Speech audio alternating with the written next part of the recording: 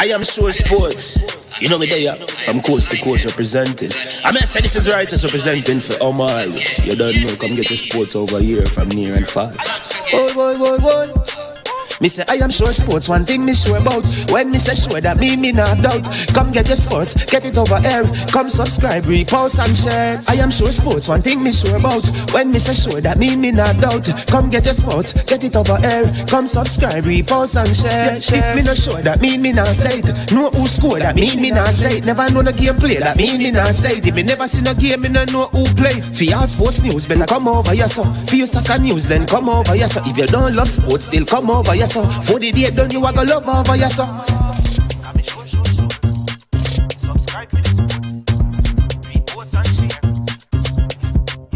So when it comes on to behavior concerning football, Jamaica is decent. I am sure that if we can get all of these things done, set in place by the end of April, it gives us enough time before the World Cup campaign. Not afraid of no Brazil, no Argentina with these crapper players. We are good enough. Remember to like, subscribe, share. Listen, comment. Let me know what your thoughts are.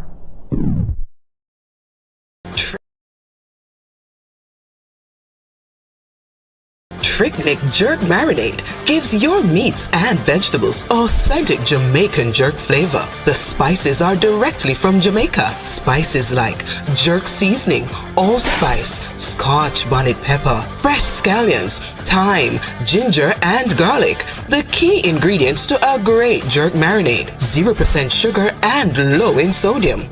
You want to try it?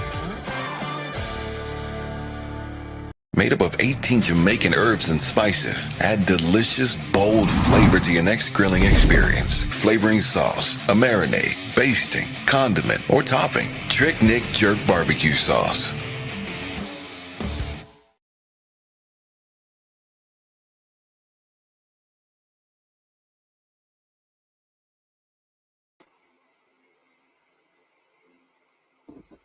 All right. Good morning. Who that on Save Sports TV? Bless up. B.I. Strong. Bless up. Another day at the office. Yeah, man. Another day. Bless up, one and all. Welcome again to I Am Sure Sports. I am your host, Mannins, man. Hope you're all doing well today and this wonderful day when we are about to do some,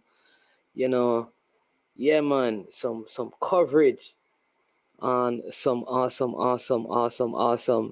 World Cup games.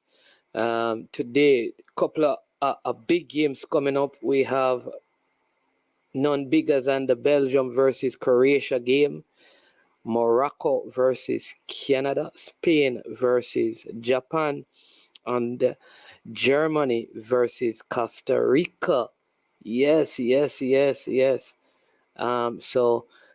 know what my picks are? I'm going with Croatia and Morocco. I'm going with Japan to beat Spain. And I'm going with Costa Rica to beat Germany.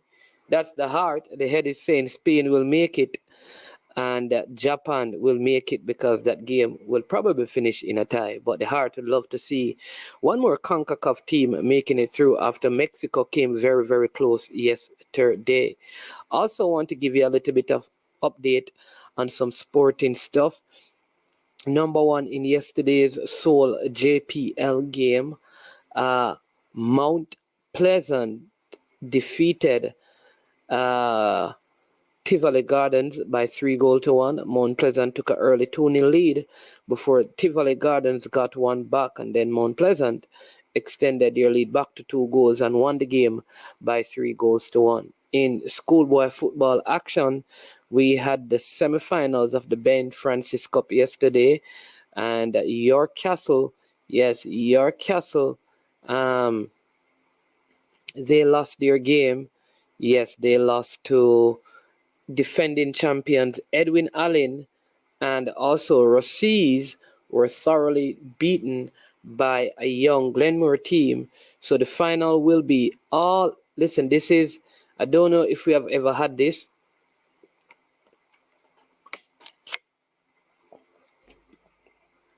We've ever had this, but all 4 rural teams in finals are from the same parish. We have Edwin Allen versus Glenmuir for Ben Francis, and then we have Clarendon College versus Central for the Costa Cup. So there you go, 4 teams from Clarendon. Last year, there were a couple of spoilers, but yeah, couple of spoilers, but yeah, that's what's happening. Yep. So that is what is happening. So give me a set there, people. Let me just do.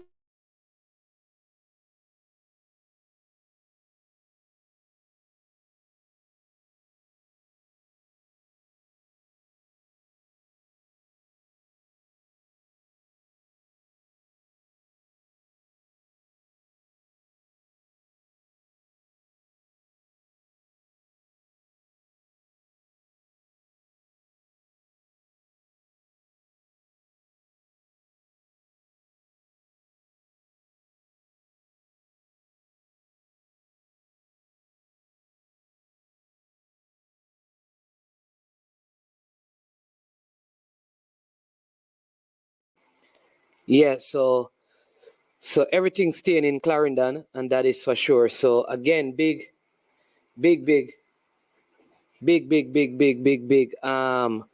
there for Clarendon. Clarendon also, with the exception of Casafa, they have the most teams in the Premier League. They have Chapelton Maroons, they have Vere, they have Humble Lion, and many will say even Portmore is a Clarendon team. So that's 4 teams out of 14 that are from Clarendon.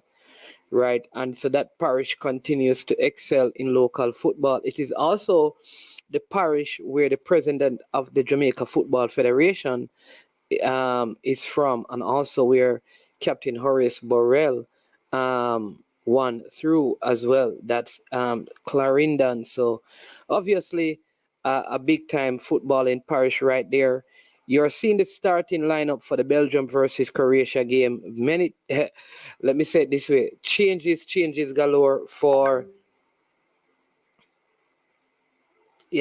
changes galore as it relates to the Belgian team. I mean, you know that there was some turmoil in the camp. There was some argument between Kevin De Bruyne and Eden Hazard, who was the captain. And you will notice that Eden Hazard is not even in the start in 11. Croatia are unchanged from their win over Canada last time out.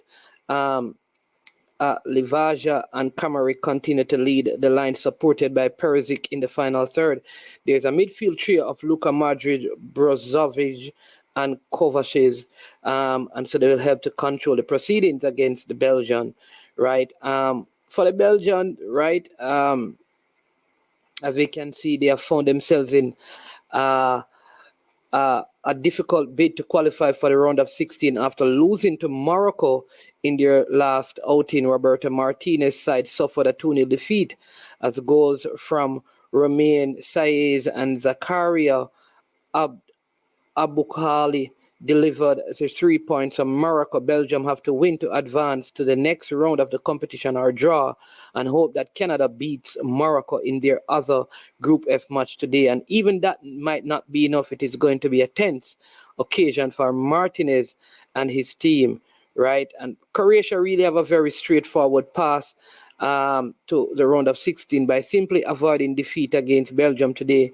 Croatia defeated Canada in their last outing with an emphatic 4-1 victory after trailing in the second minute to Alphonsus Davies' strike. Zlatko Dalic men's need to operate at that level once more to see off the threat of the Red Devils and book their place in the next phase of the tournament. All right, so that's what is going on right there. Like I said, big game this for Belgium. They keep on calling them the golden generation, but I call them the olden generation. Want to welcome everyone to the chat this morning. Big up, like I said, big up Unseen already. Let me give you, in June 2021, in a friendly, Belgium defeated Croatia by 1. Belgium also defeated them in 2013 in World Cup qualifiers, and Belgium and Croatia drew 1-1. Those are the last in 2012. Those are, three of their last meetings. Bless up Daphne Jackson, Brownman Security, 33 Good Sound, Unseen Sports TV, Anonymous OG, Travis Spessa, the man out west. West is always the best. Big up KW Media. Right, Fresh got up and running, up and gunning. Bless up yourself, my brother. All right, we live in love with people. We are not bad man and negative. There are many people who are upset because man's man not talking about Jamaica's football. Listen, I refuse to be toxic. And if you can't live with that, then that's part of life. You find somebody who want to deal with toxic things. I'm a person who is based on solution. Many people talk. You know what I do? I do action. So I made sure that there were people in the States who wanted to play for the under 17 and they couldn't. Made sure I reached out to people on both sides and arranged for a camp to be held in the United States. Management did that so that youths in the USA who are Jamaican can be a part of that. We seek solution. You understand me? We just make some call, speak to people in the federation, people outside the federation, and it is happening where people who are Jamaican in the States, not all of them, but some of them can be a part of it. We also have a next one planned for next year when FIFA will be giving some money, you understand me, to deal with this. That is what we are doing, people. You understand me? Making things work, brother. Me not in a toxic mix up and down, he says, she says thing. You understand me? Me staying in my lane. Big up King Job. Me staying up, my focus on positive energy. Me not like negativity. Me not like disrespect. You understand me? So if a man don't like that, totally support somebody who support your moral idea and your character attitudes. That is not my thing.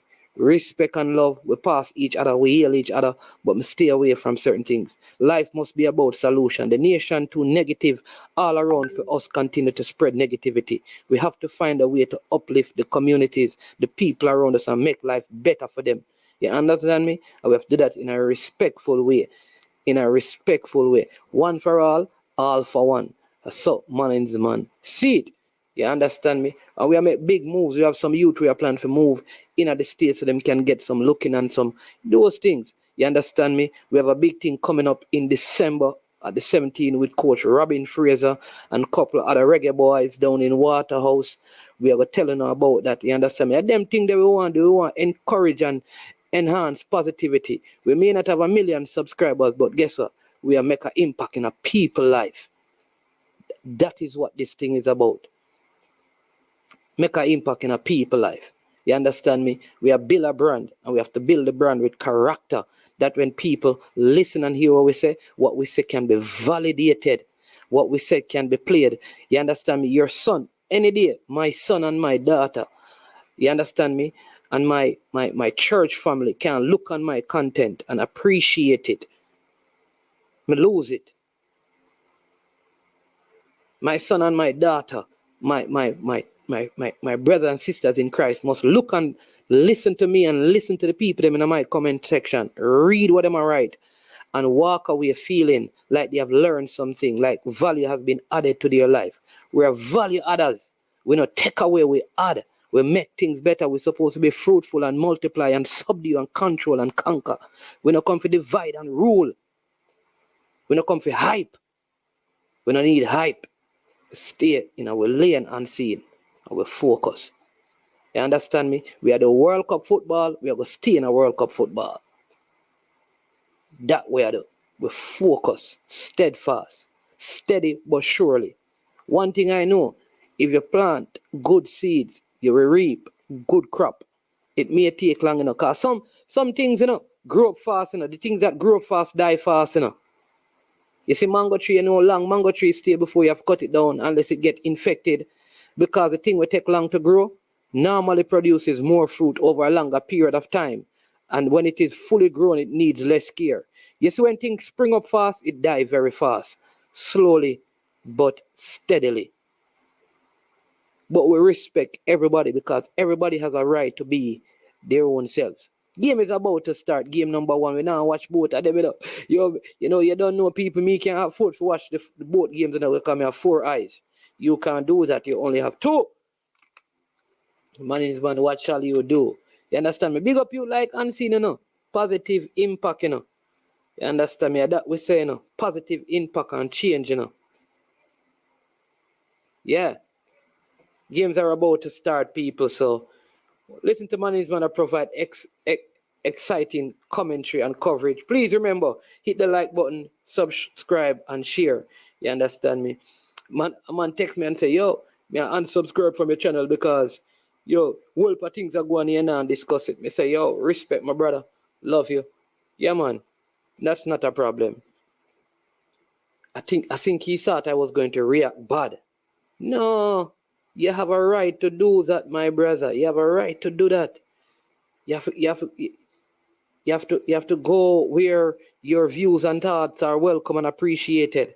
And if you feel like Manning's man give you a chance to do that, then you can't follow him.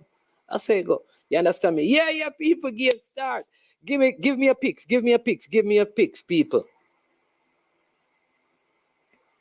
Yeah, man. Tata Martinez from Mexico has been fired. Roberto Martinez lose him job, man. You see Ben White. Ben White has also Croatia on the attack already, and this could be goal number 1. Oh, Croatia. Oh, it's still a chance here for Croatia. Oh, Belgium under the cush already. And they are able to clear that one, but still not yet. And now they get it away. Oh, my word. Belgium already under the pump. Yeah. And Ben White has left the England camp and he's headed back to England. They say it's for personal reasons. And so nobody knows what it is about. Yeah. Dave said 1-1. Yeah, I think it's going to be a drawn game. You understand me? But I want to see Kevin De Bruyne, who people have been telling me that he's one of the best footballers in the world. Man, they are City with Wolf. A Galaxy is a star, man. Oh, hey, Croatia again having them under pressure. Big up Dave, KW Media, 1-1 prediction. El Granero says 1-0. Yeah. Croatia. I want to see Kevin De Bruyne stand out in this game. So I can hear, I can say, yes, he is the man. See, look like a Trossard of the man. Trossard is the man. And did you hear how the Canadians have disrespected Alphonso Davies? I mean, they dealt with him so bad. The media almost saying that he was developed by money from Canada, so he belongs to them. So hey, listen, I don't know how. Listen, let me tell you this, people. I understand that some of these people are born in these countries, but how they are dealt with, like, how did they feel in themselves? Like, a great part of the population in some of these countries don't appreciate them. I don't know how you represent them. Regin, play for the nation on a heritage, man, where you are appreciated by the people. That me believe. Because no matter what you do in a lot of these countries, as long as you are a particular color, you will never be appreciated.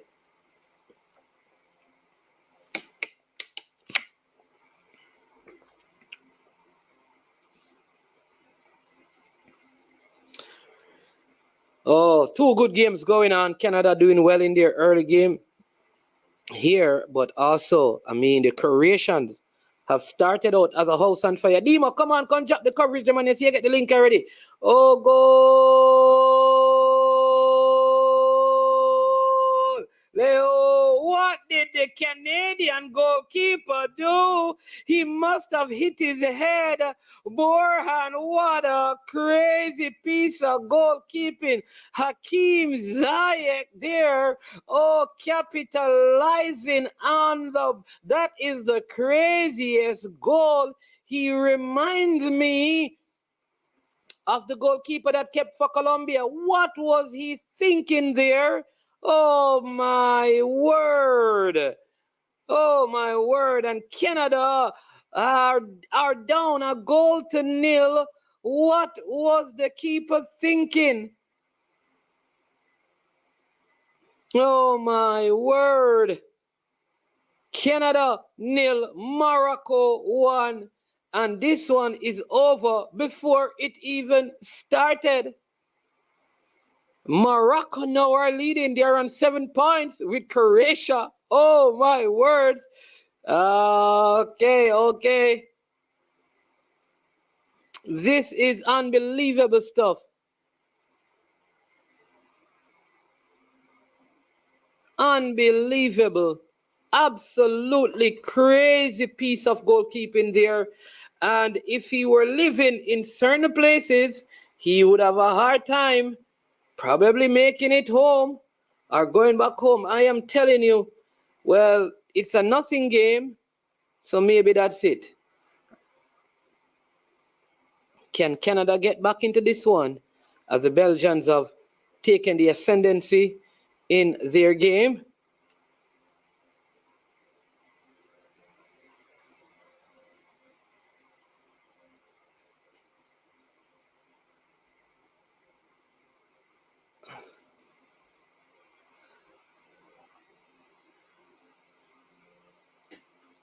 Belgium really, into the game now, passing the ball around nicely.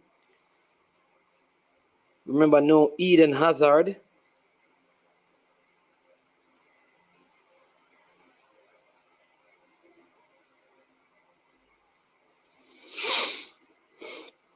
For Belgium. But this Croatian defense line is a very solid one. Croatia really playing some good stuff here.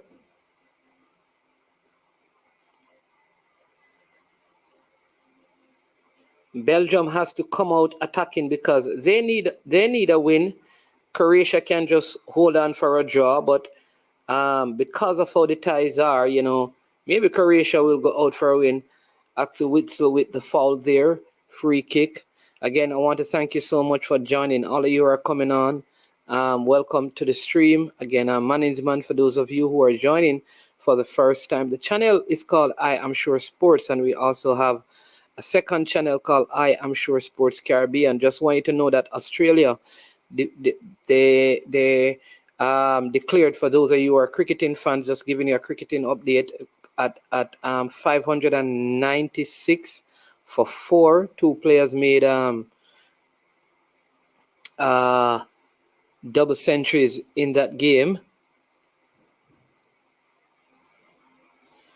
Right. And then West Indies with young Chandrapal making his debut with a good start. They are 75 without loss.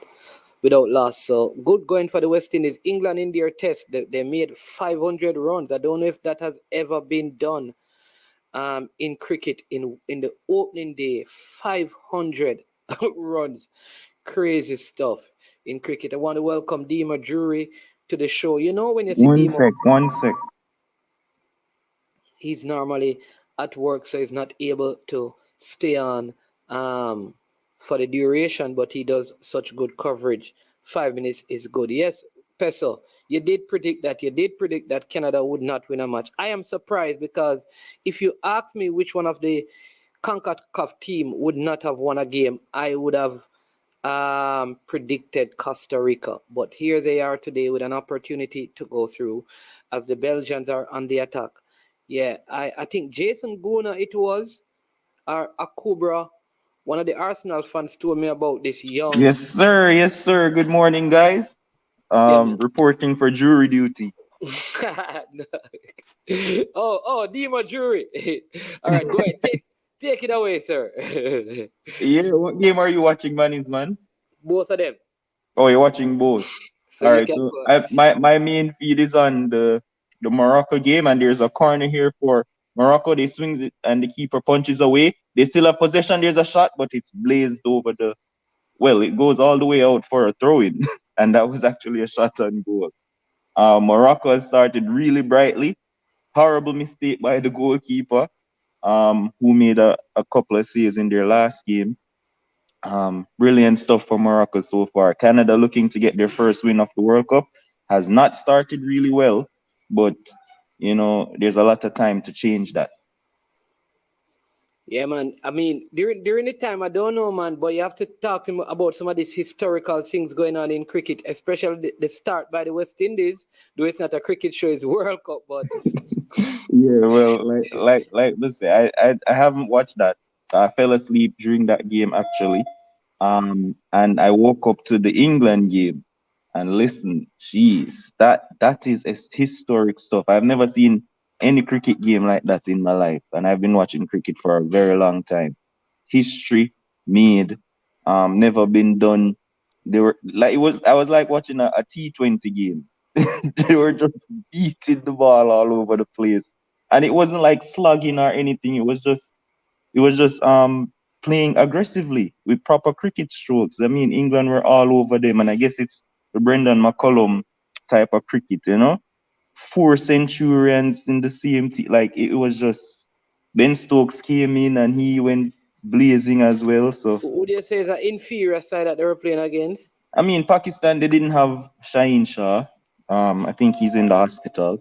So they had a debutant bowling and stuff. So you can say that it wasn't like the greatest Pakistan bowling lineup, but England are dominating the game. It's an Oh, chance understatement. of Belgium here. Could he take it? Oh, instead of passing it across, Carrasco tried to go on his own, and Kevin De Bruyne is not happy with him. He should have just laid that one back across the goal, and he tried to go near post. Ball played across, and here it is. Kevin De Bruyne and Trossard open right in front of goal, and Carrasco goes for goal on his own. Oh my word, that's Trossard. He should have passed that on to Trossard. Yeah, I wish I could see both at the same time like you. But when I turned it on, Croatia were flying like out of the blocks from the Yeah, kickoff.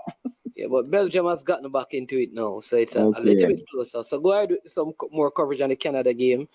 Okay. So yeah, I mean Canada settling down at the moment. They have a throw in now on the left hand side, which the left back is looking to take. It's kind of slow pace at the moment. 12 minutes in. Yeah, so there you go. And I'm here. Croatia are in possession in the center circle. Ball coming all the way right here for Croatia.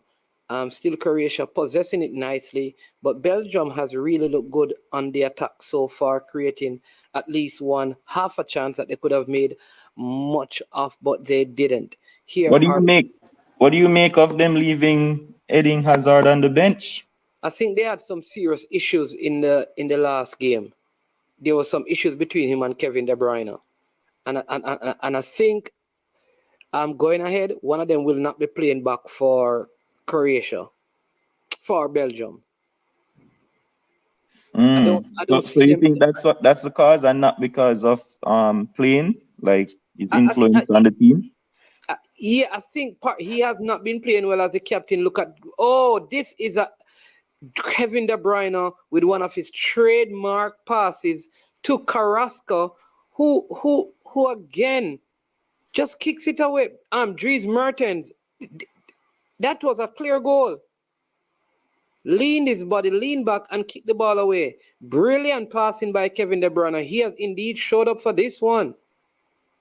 In that Kevin De Bruyne doing Kevin De Bruyne things. On this side, we have a free kick for Morocco in a very, or is it a corner kick for Morocco.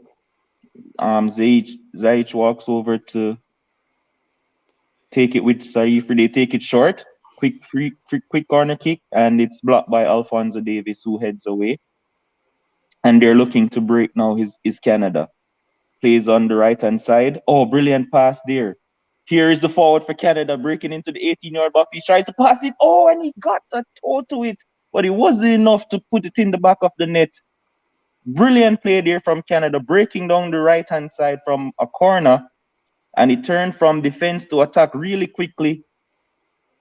He played the pass perfectly, and the attacking player just couldn't get enough on it to put it in the back of the net. Was Buchanan right there.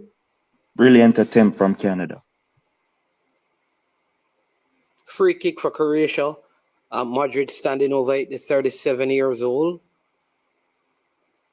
Plays this one into the box. Good free kick it is. Header. Oh, and there still could be a chance here. Oh, it's good. Oh, penalty. Penalty for Croatia. It's a penalty. Foul there on the man. Kramaric. Penalty. Carrasco with the careless play. What was he doing? I think it was offside initially. It looks like they've given it. Modric is standing over it. Oh my word. Listen, man, I don't know what you think, but the presence of Courtois in that goal is so imposing. I think that's not a penalty. I don't think that is a penalty. This is the English referee who normally makes many mistakes. They should check this one. He's not good, people. He's not good. The English referee, what's his name again? Always making mistakes. Real Madrid versus Real Madrid. They'd have done this in training many times. Right, Demo? Real Madrid versus Real Madrid for this penalty. Madrid going up against Courtois. I don't think it was a penalty. But it has been given. Luka Madrid standing over it. This could be curtains for Belgium. Yeah, check. The penalty is being checked. I think they're going to call back this penalty. I don't think it is a penalty. I think the referee should go over. Yeah, he went over to check. And still gave it? Well, I mean, they're checking the offside. Yeah, I don't think it is a penalty. And I think there could have been an offside even before the initial foul. But this took an awfully long time. VAR intervened. And listen, VAR. Listen, these people doing VAR. I think a lot of this is just totally set up. But like I said, the player was offside before, similar to what happened yesterday. But the ball was not played to the player. Yeah, but they're checking if he's really offside. You know, they're doing their lines and stuff. So he is. I think he is offside. But the ball. Yeah, he is in an offside position. Offside call. Yeah, but the ball was not played to him. This is the thing with the offside rule. The ball was not played to the player. Yeah, but I mean, he's involved in the play. The thing is, man, you don't have to literally get the ball in, because you being there, you're causing other people to do other stuff that's involved in the play. Because if he wasn't there, then you wouldn't have to defend him. You understand? This is what the Croatians are saying. What they're saying is that if I am sitting down on the field and the ball goes on the other side, it's off, which don't make any don't make any sense. That's what they're saying. There's no way. I understand it, But what you're saying is that as long as I'm in an offside position and the ball comes forward, wherever it goes, it's offside. That affects play. But what I'm saying, the person who is offside was not affecting the play. Yeah, but he was man, because he's occupying a defender. No, he's at the person who is offside is on the near post and the ball is played to the back post. He is not affected player. Yeah, but it wasn't a defender on him. Or one of the No, man. It was a person on the other side, That's what I'm saying. Okay. How Go ahead. All I'm saying is this, right? If I'm on the right hand side and a ball is kicked to the left hand side, it can't be given as offside because the ball is not even coming in my direction. So the player that is offside, the ball is played over the player to the back post. Okay. Yeah, I get that. I don't know. I get it, You see, for me, I only see it coming into play when you're actually involved in the play of the goal. So, like, if you're there offside and occupying a defender where the ball is going to, then I can see you're calling it off for offside because you're actually involved in the play. If you block the goalkeeper offside, same thing. Exactly. What I will say, though, is that it was not a penalty to me. Like, because I don't think it was a foul. Oh, okay. Well, justice served then. Yeah. So that's what I am saying. Rowan, I don't think it is a penalty because I don't think it was a foul. But as it relates to offside, I don't think it is. Look at it again. So the player. So it is not. So it. Oh geez, is it this player they're calling offside? I thought it was the other one. They're saying that the man hand, which you see, this is the stupid thing with the offside, because if they're showing the player beside him, that player can be offside because the part of his body that is in the offside position cannot score. Is his hand. So if it is that player that the player to jump, the man hand, isn't that what the rule says? Well, I'm not seeing it, so I don't I I don't don't know. understand this. I thought if your hand, in other words, if my fingers are in an offside position, is it offside?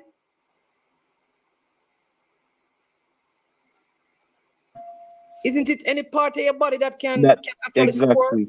Exactly. That's what I know it as. The parts of your body that can score a goal once that is offside, then You're offside. you're offside. But where you can't score with, you're not supposed to offside. I don't know. I need to talk to a referee. I wonder if we can get a But referee. I don't remember if it was last season or the season before that.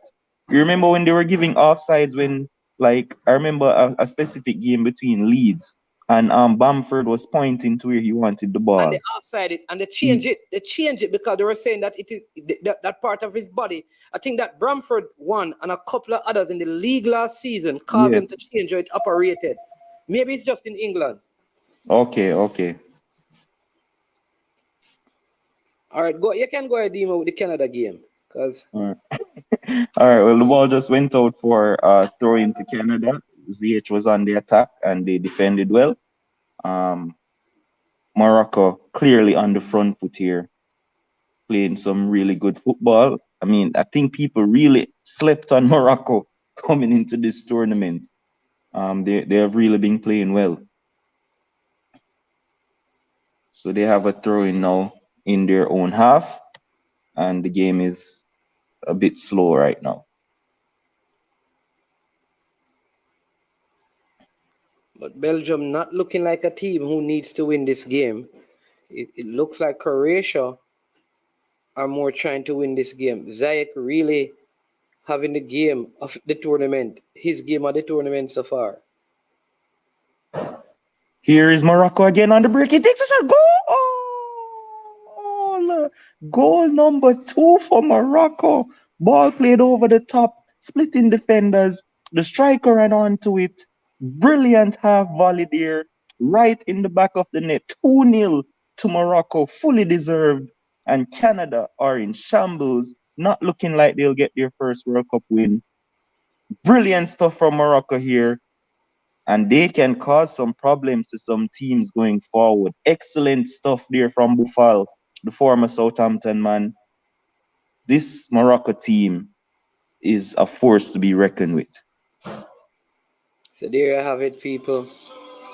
2-0 to Morocco.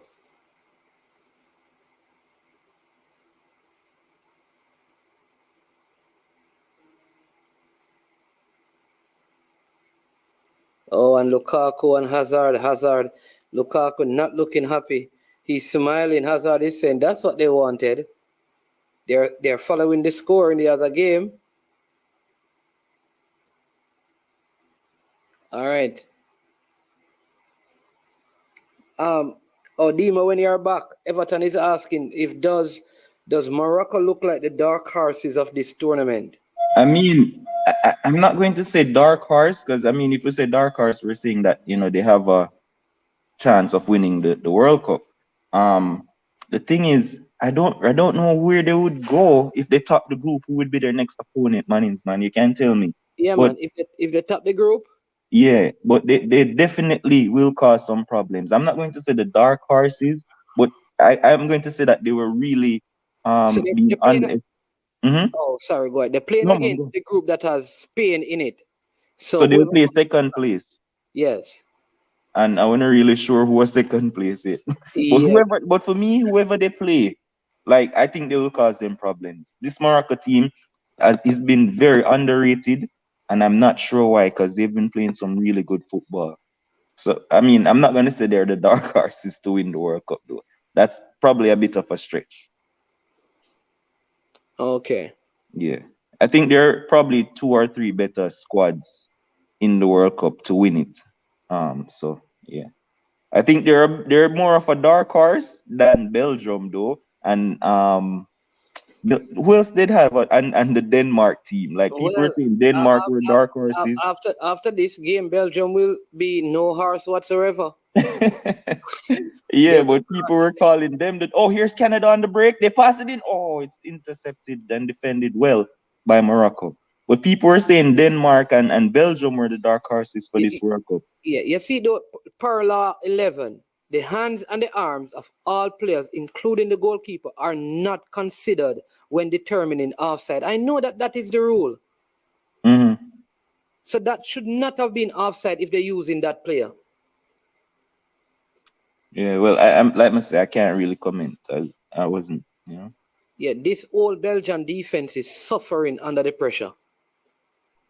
These Vertonghen and Alderweireld suffering, too old. Yeah, man, them old boss. They need to move on from those guys, man.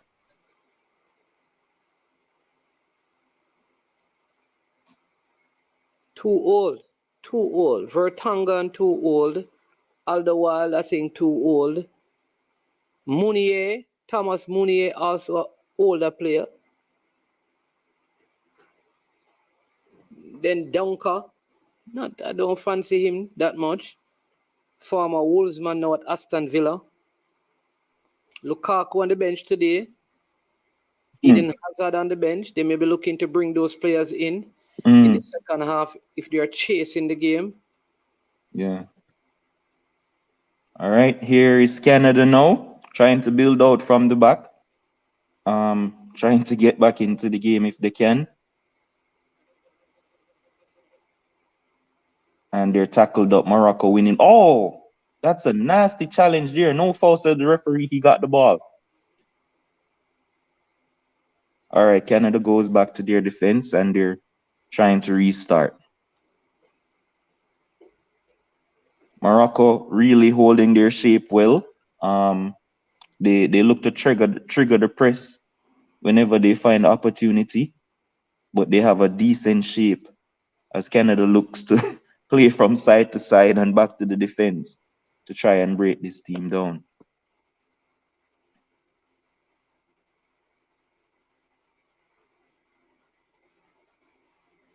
Oh, Canada plays it wide. Will he get there first? He does not.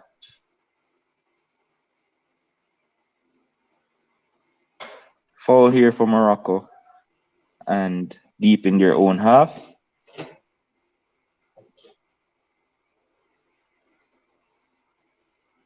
Let me flip over to the next game and see what's happening. Nothing going on, man. Croatia with all the possession.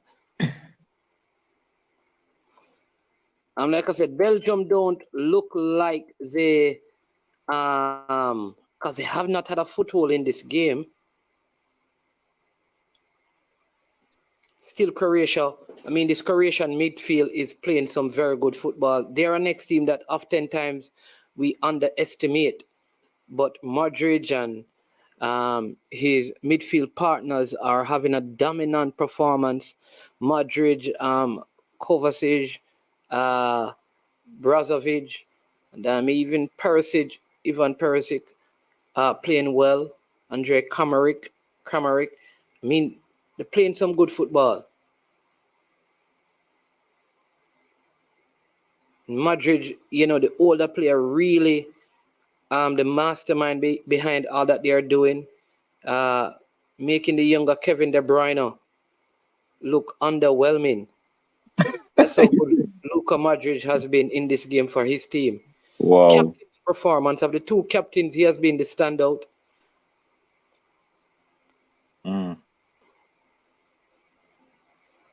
All right, well, Canada again, just having the ball in the back line, passing it around, trying to play a long diagonal now to switch it over to the left-hand side. Too heavy, goes out for a throw. And I think that they're trying to force it because of the shape that Morocco is holding. They can't seem to pass it through the lines. And so they try that diagonal, trying to catch Hakimi out, but it went out for a throw. And so Morocco takes the throw in now. They look to, oh, my feed froze. They look to break. Oh, probably held on to it a bit too long. And he's called offside. Striker wanted the pass a bit quicker than that. Then they would be 2-on-1 versus the defender. But he just held on to the ball a bit too long. And it's still 2-0 to Morocco. Yeah, still 0-0 here. Croatia versus Belgium. Half an hour gone in the first half. So far, Croatia has looked the most threatening of both teams. Created what you'd call the better opportunities. Had a penalty chalked back because of an offside call. Very questionable offside call, though I believe that the foul itself was too soft to be given a penalty. And this is Carrasco visit to Kevin De Bruyne. Oh, look at that good work in the midfield again by the Croats. Really, out hustling the Belgian in the middle of the park. And a lot of these players that we see starring up their leagues, when they have less quality around them, you don't see their quality come to the fore, especially when it is needed the most. Look at the Croats just confidently coming out of that could have been a card. I guess it was behind the referee. He does lift his hand and say play on. But this Croatia team playing with a lot of confidence, just running circles around the Belgians, who look like they're out of ideas, and they have already thrown in the towel.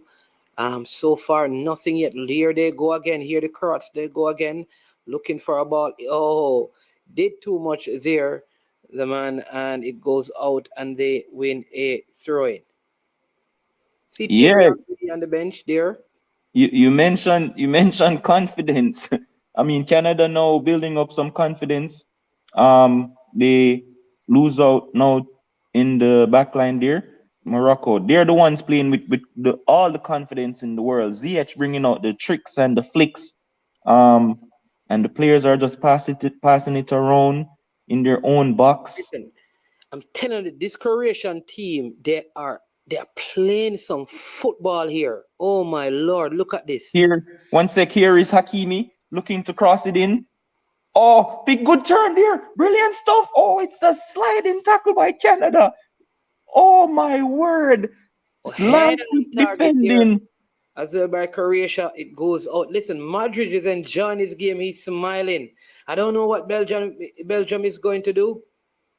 What a turn there in the box. That could have been given as a penalty. Buffal enjoying himself. Canada defending, sliding. Both of them sliding to block that shot just now. And they get away, escape, it being 3-0. But Morocco are really enjoying themselves here. I'm not sure if they're checking for a penalty, but the referees are convening. Buffal is having a wonderful time. Always rated this player from his Southampton days. Think he's a very tricky winger.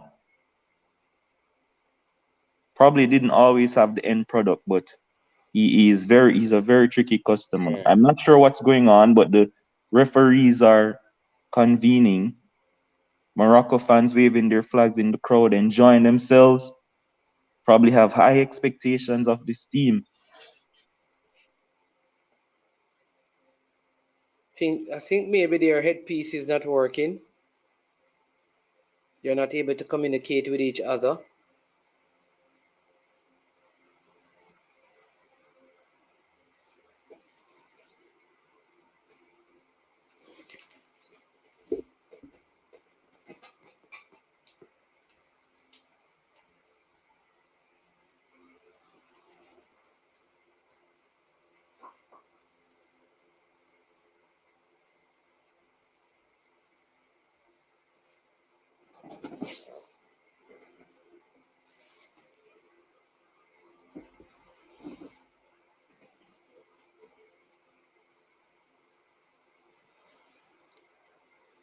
Nothing doing here for the Belgians as they come forward.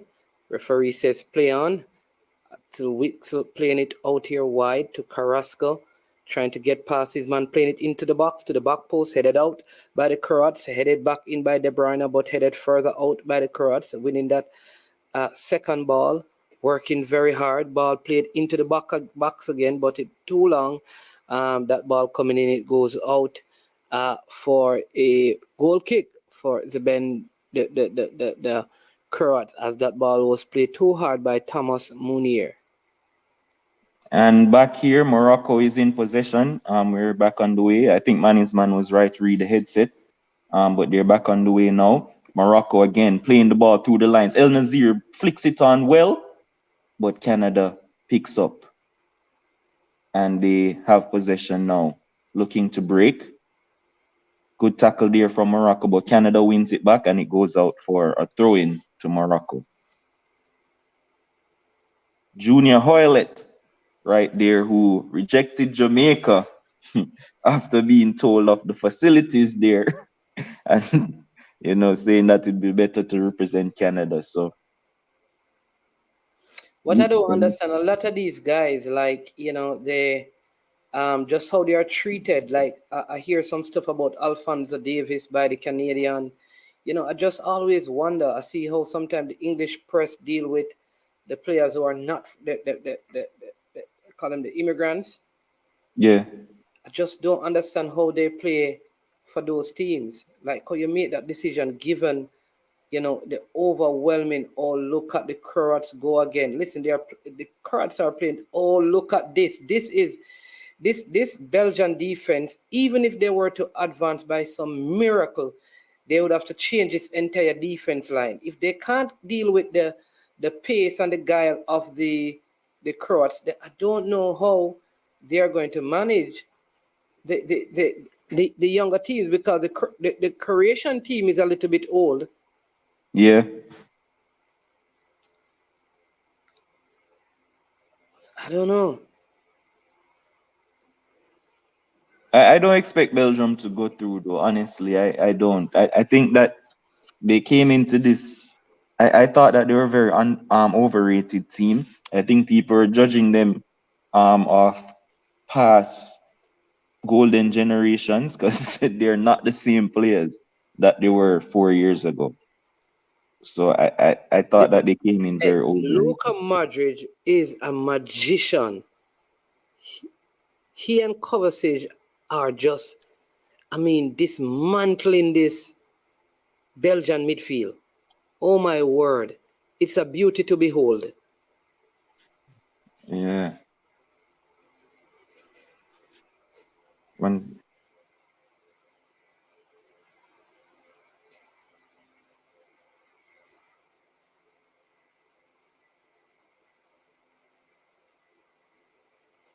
They may have to take Thierry Henry off the bench to come on and try something. Give him Belgian citizenship immediately. Maybe he can find a way of carving out an opportunity for the Belgians.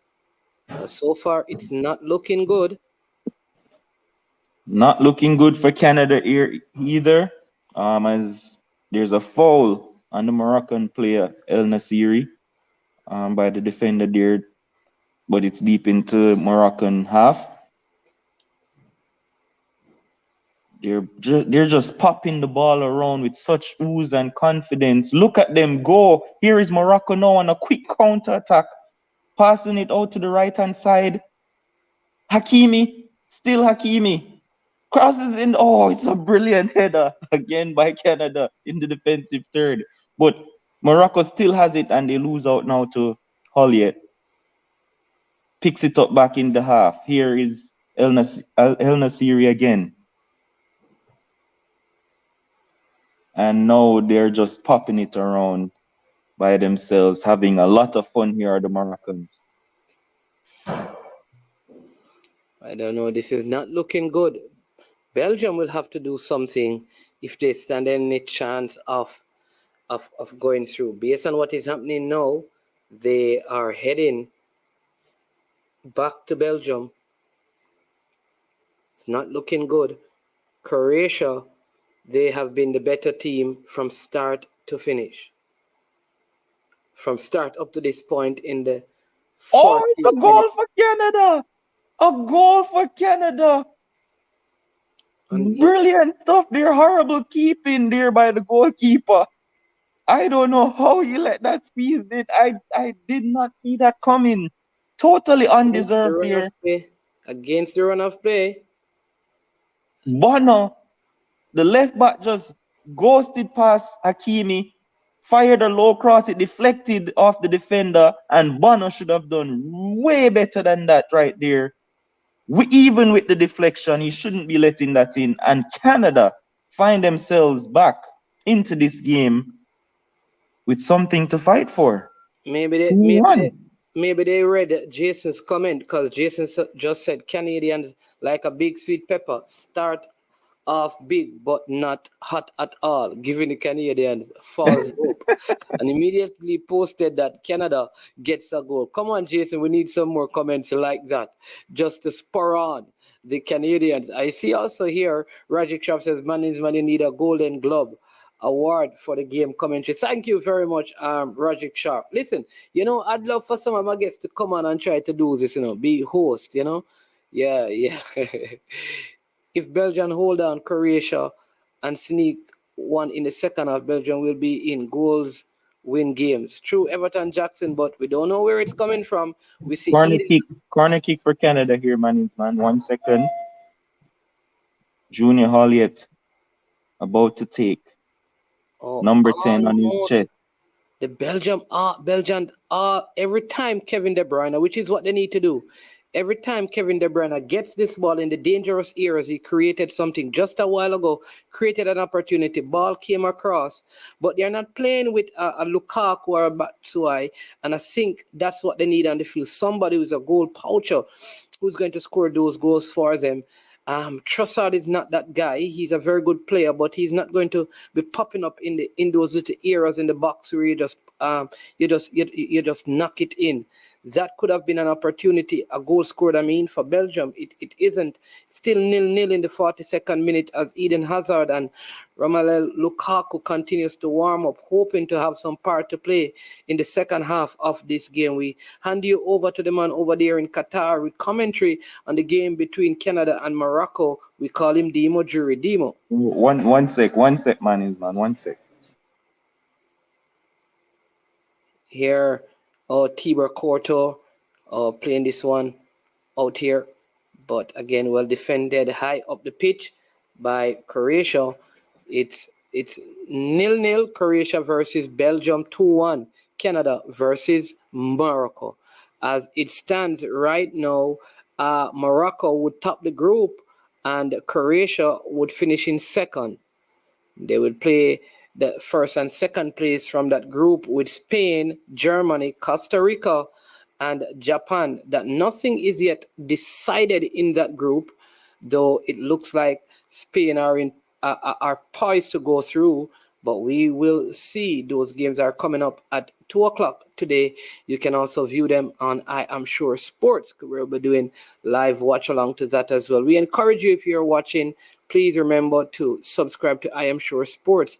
Not only subscribe, but make sure that you hit the like button and you share the video with others so that they can be a part of what we do here at I Am Sure Sports, giving you live World Cup coverage. We not only do football, but we're focused on the World Cup now. We have basketball and we have the NFL, we have cricket, we have track and field, we have local football, Premier League football. So loads and loads of stuff coming up.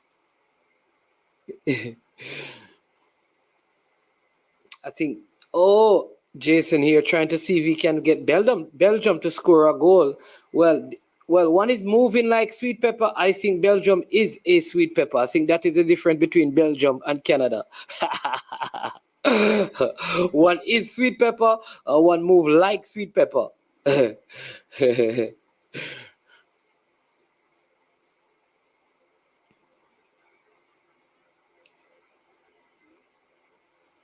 But there's superb quality and display at this World Cup. And I must say, Luka Modric and this midfield for Croatia, really, they're outclassing this Belgian team.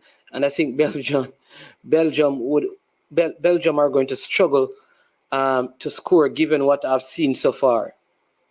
So much skill, guile, and we must remember that Croatia were finalists at the last World Cup. Just want us to remember that they were finalists. They were narrowly defeated by France in the last World Cup. So they are not, and this is a team. Rakitic is not there, just a couple of players. 4 minutes of time added on in the Croatia-Belgium game.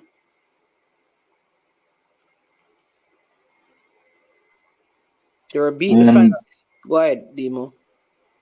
A lot has changed since that goal over here. Canada has really stepped up their pace after getting that goal. They're boosted by that goal. The energy seems to have lifted on them. They're pressing more, tackling a bit harder. But Morocco now has 5 minutes to hold out until halftime. And Canada would love to get that second goal to equalize before halftime as Morocco comes now on the break. They're still playing quality football here once they're in possession. Here they are popping it around in midfield, goes back home to defense, and they're just passing it amongst themselves.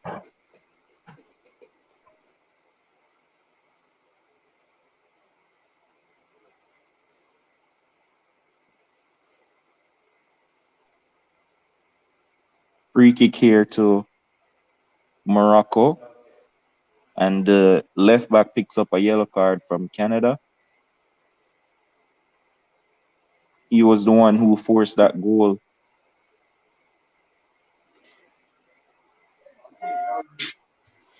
Great. Just a very good, well-managed game by the Castagne, having a very hard time. Mounier having a very hard time. Just a very difficult game for the Belgian here. Here is Zaich with the free kick for Morocco. A little over the half. Here he is now, swings it in. Oh, defended well. Oh, El Naziri shoots, he scores! Brilliant goal from Morocco again. I told you they're playing some quality football. El Naziri, brilliant volley again for his second of the game. Brilliant free kick from Hakim Ziyech, and it's an offside flag though, to cut his celebration short and to cut my commentary short. The flag is up and offside is given. Dejected are the Moroccans, but this does not look offside to me. We have to get a VR check on that. That does not look offside to me. Let's see it on the replay. Surely they called offside. It's given offside, but I am not seeing the player that was offside there, and Canada escapes. And VAR is not checking this, are they? Oh no, he's not offside. There's no offside there. There is no offside there. Unless they are saying the player number 5 ran across the goalkeeper. Unless they are saying the number 5 ran across the goalkeeper. That's what they're saying. This is crazy. That is it, people. Maybe number 5, who was in an outside position, ran across the goalkeeper. That could be the only reason.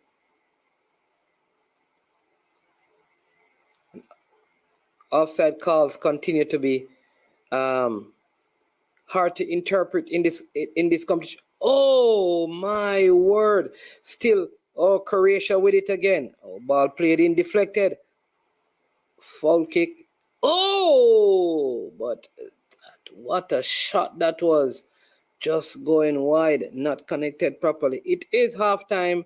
Belgium 0, Croatia 0. Oh my word! But Luka Modric and his midfield partners putting on a clinic here. See the Belgian Castagne holding on to the ball. Kevin De Bruyne looks like he is a dejected man. I don't know. I don't know. This is some interesting stuff happening in this group. As it stands, Morocco goes through as the group winners with Croatia in second place. That's how things would pan out in this group. Oh my, oh my, oh my. So listen, it is halftime. Halftime. So you can call in, let your thoughts be heard, let your thoughts be known. Tell us what you think so far about the game. Remember, if you're watching, also hit the like button. If you have not yet subscribed, go ahead and subscribe. You can also share the content with others. You can also support the channel. I mean, we have been doing some very, very good coverage. So if you really appreciate what we're doing, you can give a super chat or a super sticker to I Am Sure Sports to support the channel work as we again plan a major upgrade come January to I Am Sure Sports that I'm very sure is that you will be happy to know of and see. So there we go. It is halftime. Morocco 2, Canada 1, Belgium 0, and Croatia 0. In a game that Belgium needs to win. Yeah, I mean, on my end, very exciting football being played by Morocco. I mean, they're a really really good team.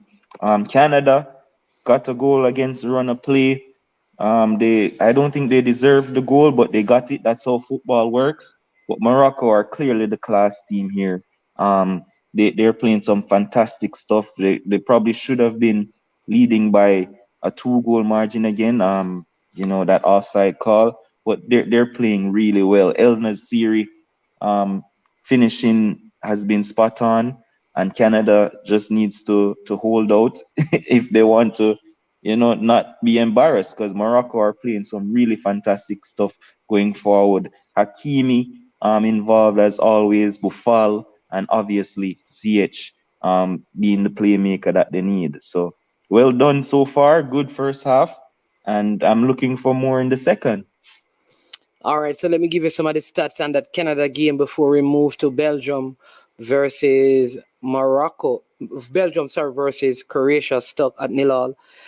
In terms of possession, Canada leads 52 to 41 by percent. That is 52%, 48% for Morocco. Canada 2 shots. Morocco 6. Big chances created. 1 for Morocco, 0 for Canada. In terms of accurate passes, 201 passes completed for Canada at 86%. Morocco 180 at 83%. Fouls committed, 9 committed by Canada, 4 by Morocco. Offside 1 Canada, 4 Morocco. 2 corners for Morocco, 1 for Canada. So 6 shots in total for Morocco, 2 off target, 2 on target, 2 block. Canada 2 shots, 1 off target, 0 on target, 1 block. Neither team has hit the woodwork. Morocco has 3 shots inside the box, 3 outside the box. Canada 1 in, 1 out. Expected goal 0.47 for Canada, meaning that they're expected to score. Morocco is 0.43. And so the goal is, the probability of a goal scoring is more from open play than set play. All right. 42 passes in the opposition half for Morocco, 58 for Canada. So that's not good. Go ahead, Dimo. You're going to say.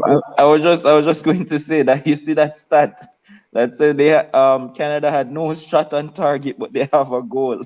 Yeah, because it was deflected. I think that is right. I think it may have been given. Is it given as our own goal? Yeah, man, it's our own goal. It's definitely our own goal. I'm Yeah. just saying that can be crazy sometimes with this stuff like that. If you're not watching the game, obviously. Yeah. All right. In this game, it's kind of funny because I think like Croatia had most of the possession, given what I've seen. But here it is saying Belgium 53, Croatia 47. Right? Croatia has 6 shots, no big chances. No big chances missed. Belgium had 5 shots, 1 big chance miss. Croatia has 86% passing accuracy, from 242 accurate passes. Belgium 290 at 88%. 4 fouls for each team. 3 offside for Croatia. 0 for Belgium. 1 corner each for both teams. All right, so 6 shots for Croatia, 5 for Belgium. Croatia, 5 of those shots were off target. 2 of Belgium's were off target. None has had a shot on target. 1 block by Croatia, block shot. 3 block shot Belgium. Neither have hit the crossbar. Shots outside the box, 4-4 each. Expected goals.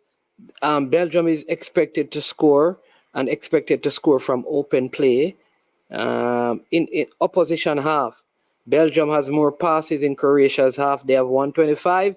Belgium have 100. Croatia has 103. Very strange. I think these stats are misrepresenting what my eyes are seeing. But yeah. So Or the other way around, eye test doesn't work. maybe that is it. Maybe that is it. Yes. Yeah. Maybe that is it. Yeah, so Demo, what is your take? I mean, you have not been watching both games. What is your take so far and what you have seen in the game that you are watching? Yeah, so like I said, I think Morocco fully deserves their lead. And I really expect them to top this group and go forward. I expect them to give a number of other teams problems. I think that the Canadians, they have nothing to play for. When they went 2-0 down, it seemed like they weren't really fussed, you'd be very dejected and stuff, but it seemed like they were just playing. I guess, like I said, nothing to play for, but they got that goal against the run of play, and it just seemed to spur them on a bit more. And yeah, they grew into the game more and more. But Morocco, they're just playing some sparkling football. Their passing is crisp. Their finishing has been exquisite as well. And El Nasiri can feel aggrieved about that offside call. I'm still not sure what happened. You said that he ran across. I didn't see. Um, but he has been finishing well with the chances that he got. And yeah, I expect Morocco to win this game by maybe another 2-goal margin. So I'm going to go for a 3-1 victory from here. I think they'll get another one. I don't see Canada scoring again because, like I said, that goal was just completely out of the blue. So yeah, I'm going to go for a 3-1 to Morocco going forward. Yeah, unless Belgium makes significant changes and brings on players that can impact the game, I think it's curtains for them. I mean, this is the second half. Croatia are basically through with a draw. It's not, and I love this because yesterday, let me just say this. Yesterday, what we saw is that there were a lot of teams who were in pole position to go through. Yep. But they came into those games very conservative. And we have seen where those teams who come into the games like that from the beginning of this last round of game in the first round, that all of those teams have been knocked out. And maybe the Croatians saw that and said, listen, the best way to approach this game is to go out there and play our natural game. Look for opportunities, create opportunities, and let them beat us at being us. But don't shift our mentality and our focus and play some other way, because that has not worked for any team. And there it is. It is working. They had the momentum for most of that game. They have not come under any serious threat. They had a penalty that I think the foul itself that led to the penalty was a little soft. However, it wasn't called for the foul. It was called back because there was a player offside, which is part of the issue I'm having. I am not sure, like, what is the rule concerning offside. I know El Granero put up something about the law, I think, but it's just so hard to interpret, because every time you see it applied in a context, you wonder where is the consistency with how the offside rule is applied by different officials in different tournaments in different nations. So many variations to it. And I think at some point FIFA need to come in and say, listen, if the part of your body that is in an offside position is not, you can't score from that part of your body. It don't make any sense. Like, you can't point your finger and your hand be here, because if the ball hit that part of your hand, you know, if you're here, it's almost like if you have locks and your hair is over there in an offside position, because you know you're going up in the air to jump and you lock, you're called offside. It's not making any sense. Yeah, I don't get it. I don't get it either. I don't get it either. Especially on this one, the Morocco one. I don't get it. Yeah. But Belgium needs to do something, whatever issues they have been having in their changing room, in terms of Kevin De Bruyne and Eden Hazard and the rest of them. They have to, you can't go down like this. You have to go down with a fight. Was it Hazard? I saw I don't know if it's a room. I thought they said Thibaut Courtois and De Bruyne haven't spoken for a very long time. Yeah, man, but after the last game, there was an issue between Hazard and De Bruyne. Oh, okay. And I heard that Lukaku had to come in and stuff. Yeah. Yeah, okay, I saw that. So I don't know if that is what led to Hazard being on the bench. I see a call coming in. Let's see if we can take this call. Morning. Blue Mountain, good morning. Welcome to the show, man. How you doing? Morning. I'm here, man. I'm doing good, you know. Yeah, man. I'm just as confused as you with this offside thing, you know, man. Yeah. Yeah. This is what I personally think. I personally think this offside rule should be like this.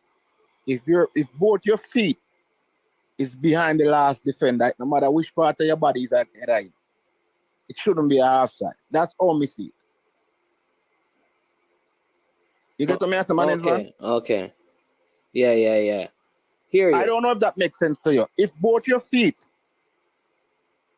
right, is behind the last defender when the ball is played, see? It shouldn't be an offside. It doesn't matter which part of your body is ahead of the player, as long as your feet is behind the last defender, because you run with your foot. You can't run for your shoulder, well, or whatever. Suppose my feet is behind the last defender and I push my head, my upper body, and hit the ball in the goal. That's not an offside. That's what I say. It shouldn't be offside. No, man, that has to be offside, man, because my head is in a place where it can score. Man. Yeah. Listen. With them tamper with the rule of this football too much, and that causes a lot of conflict, because even the penalty is not a penalty. Clearly not a penalty. I thought the foul was soft, but they didn't call it back for the foul. They called it back for the for offside, which is why I am confused.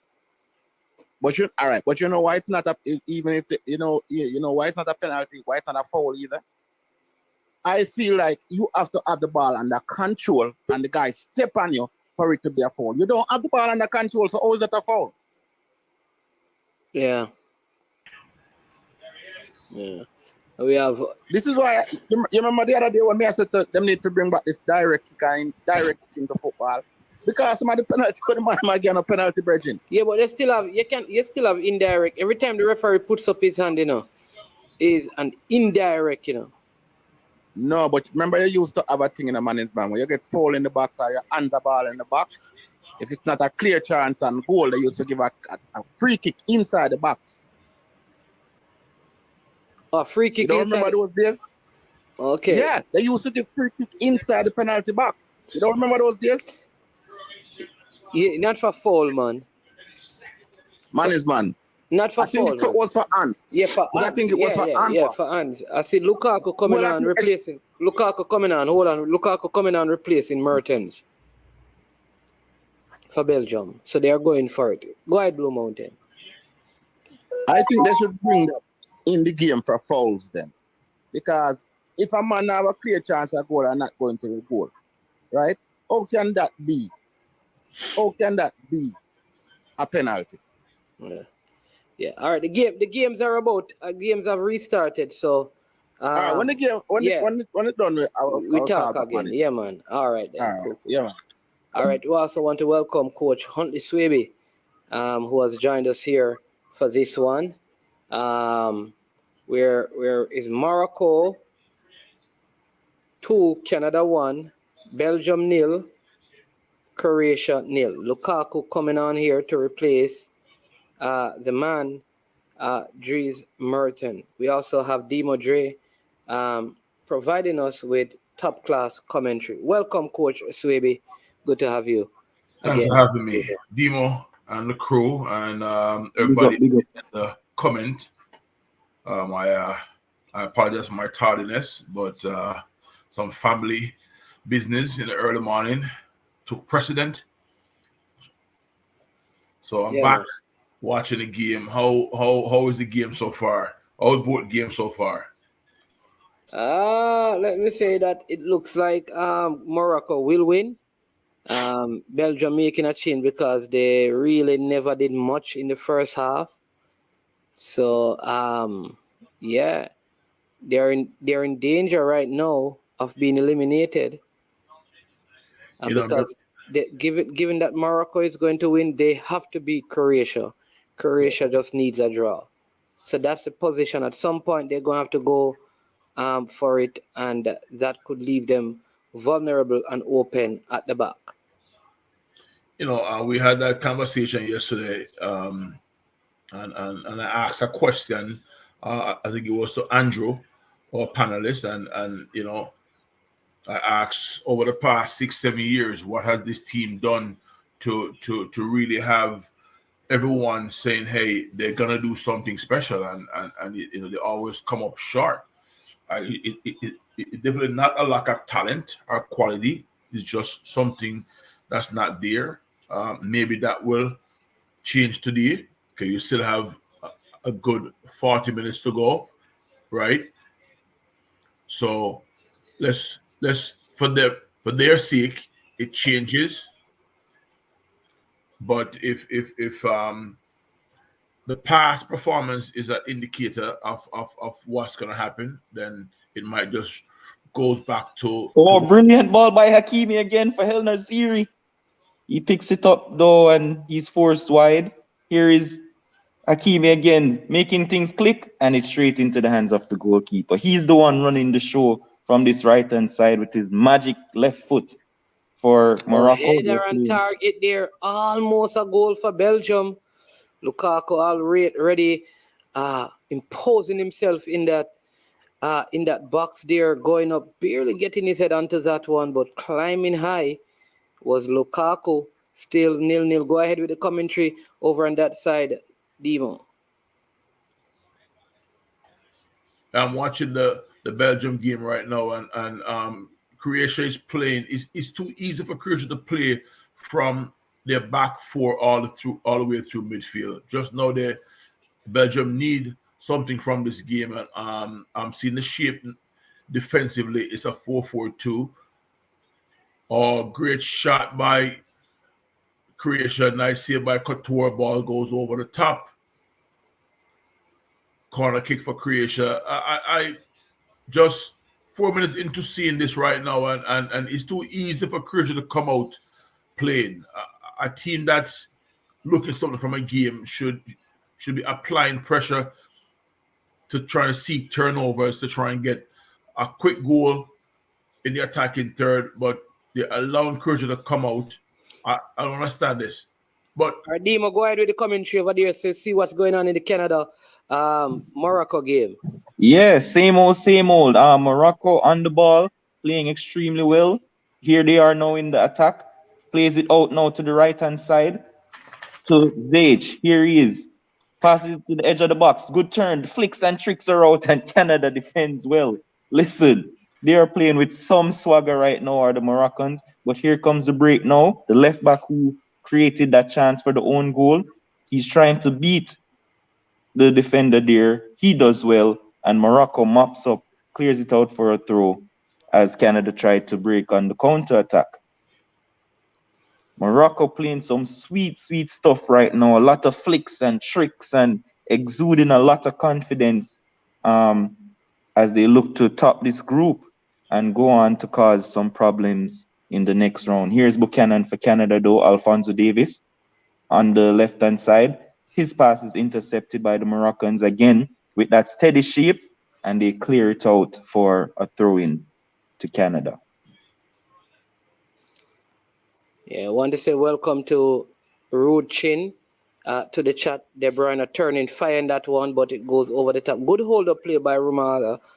Lukaku, he has come on and he's certainly making a difference with his hold-up play. Dries Mertens not looking happy on the bench. You just can tell that there's a disunity in this Belgian camp. Like something is wrong in the camp. Croatia trying to kill some time. You know, it's early in the game, but you can see that they're time managing already in this game.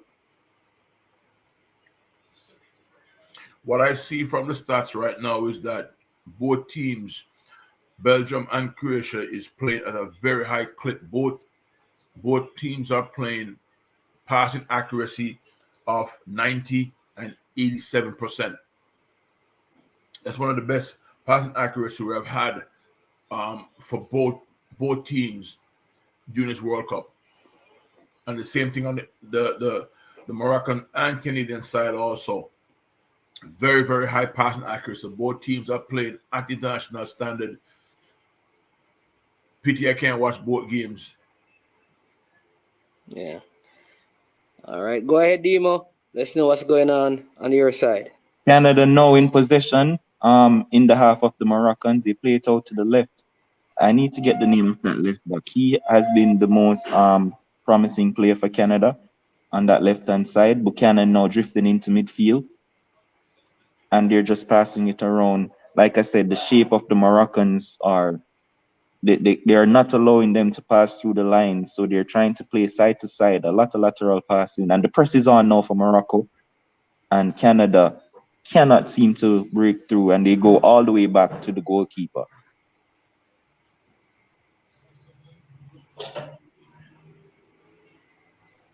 Very hard to break this Moroccan team. Brilliant shot for Croatia. Again, another top-class save by Courtois, pushing that ball to his right. At this moment, Croatia is not going to do it. The ball is on the left side, played back to the left fullback. Modric, I must say, is having a wonderful game, dictating everything through midfield. He's finding space where there's no space to be had. He's calm, cool, and collected on the ball. Now he's in the box to the right side. Go past his first defender and shoot. Another save again by Courtois. And the ball ricocheted back to the Croatians. Ball played back over the top. And the ball played out for a throw for Croatia. This on this side, man is man. You'll see that coming up in a second. Madrid is just showing all the class that he have had for years that we have seen for Tottenham and for Real Madrid. Yeah, Demo, his name is Sam. That left back is Sam Adikube. Adikube? Yeah. Yeah, I think I'll just call him Sam. But he's the one causing all the problems for Canada. He was the one who created the chance for the own goal. And he's bombing forward really well for Canada, but he needs some help. Buchanan is also playing decently. No, Belgium is in possession, spurring the ball wide, a flick, a turnover, but nothing should come of this because Belgium has 7 players behind the ball, comparing to Croatia having only 4. So Croatia is slowly coming up the field, not trying to give anything away. By coming up the field slowly, what they have done is maintain a really good shape. So they layer the field with players Ball is still on the left side. Belgium is ineffective trying to press the ball, but not getting close enough to these Croatian players to push for a turnover or for a poor pass. Oh, that's a harsh foul there on Alfonso Davis by Hakim Ziyech. I guess that's why he's not a defender. That's definitely a forwards challenge. No card given though. As Canada, they have been holding on to possession for a while now. And Sam has drifted a bit into midfield while Alfonso Davis is on that left side high. I'm not sure if this is a permanent change in position or it's just with the flow of the game, but he's he's in midfield right now. And here's Hoylett, the number 10, fouled as he dribbled down on Soufiane Boufal. Again, a forwards tackle. And you can see why these guys are not defenders. The next change being lined up here, number 16 is going to be coming on for Belgium in that game, trying to find a way in this one. They must be keeping tabs on the other game and realize that at this point, they're heading right out of this World Cup. They must get something going. They need to get on the score sheet and at least put some pressure on Croatia.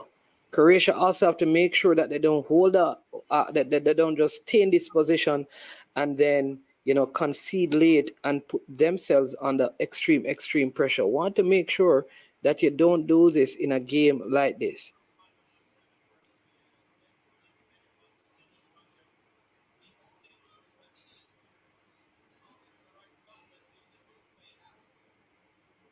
Good distribution by Courtois there, but look at the midfield again. I keep telling you, this Croatian midfield is good. And again, people, just remember that they are the beaten finalists from the World Cup in 2018.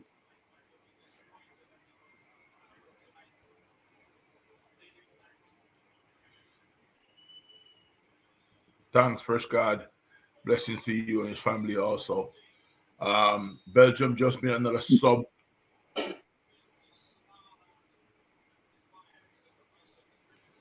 Canada on the break with Hoylett again on this right-hand side. He crosses into the box. Alfonso Davis gets a touch.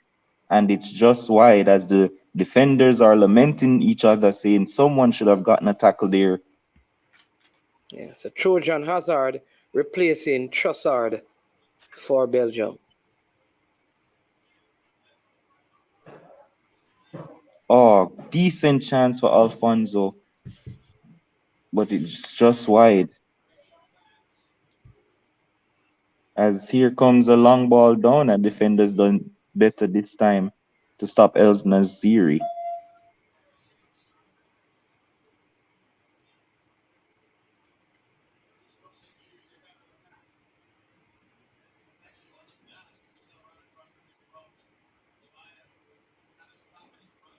This is a Croatian team that when they qualified for the first time in the World Cup, it was in 1998 when Jamaica qualified. And since that time, in fact, they finished third in 1998. And then last World Cup, they were second place.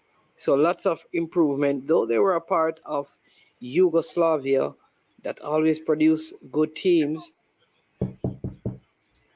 Yugoslavia, fondly named the Brazil. Oh, here's a break now for Morocco again. Oh, 2 against great 2. save. He drives a pass. Oh! The defender, he cuts across, dribbles inside the 18-yard box right now. He still has it. And the defender holds him up well and jockeys well. Passes out to Hakimi now. Hakimi tries to play it back into the 80-yard box, but Canada defends well, and they have to go out to rebuild. Quick transition by Belgium just now. Got a ball in behind. A splitting pass by Kevin De Bruyne. Keeper made a save. Romelu Lukaku had an empty goal in front of him and hit the post. But that's the kind of pass. That's the area of the field that Kevin De Bruyne needs to be playing in.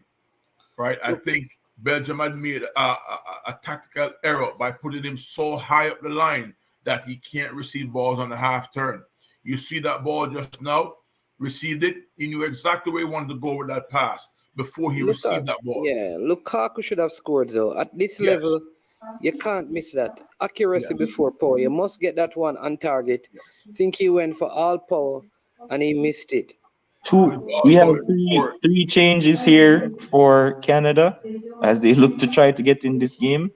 K, Adekubi, and Larin are all off, and they are bringing on Hutchinson, Coney, and Jonathan David.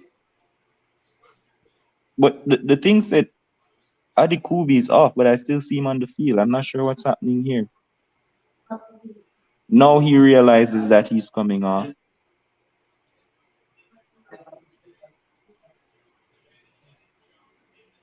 So I'm waiting to see if he's actually coming off or they're making a mistake. Because like I said, he's been one of Canada's best players at left back. So it seems to be a bit of a confusion here. Oh my God. If you see the miss by Lukaku just now, Belgium broke down the left side. Brilliant splitting pass again. A third man combination ball comes over. Lukaku wide open at the back post and headed the ball over the top. Oh, well, it wouldn't have been counted because the ball went outside. It wouldn't have counted. But it was an unforgivable miss.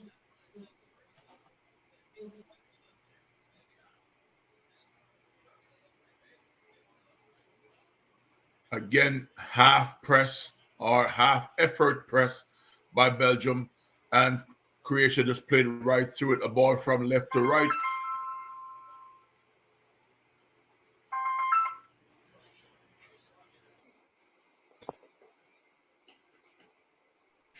And this is what I'm saying, that Belgium should have started with, you remember I said that a goal poacher, somebody who was going to be finishing some of these opportunities. Finally, they have brought on Lukaku. He has not been able to yet, but at least he's getting in the right positions. This will probably now cause Croatia to get more into the game because Belgium starting to create some opportunities. We make it 63 minutes in both games.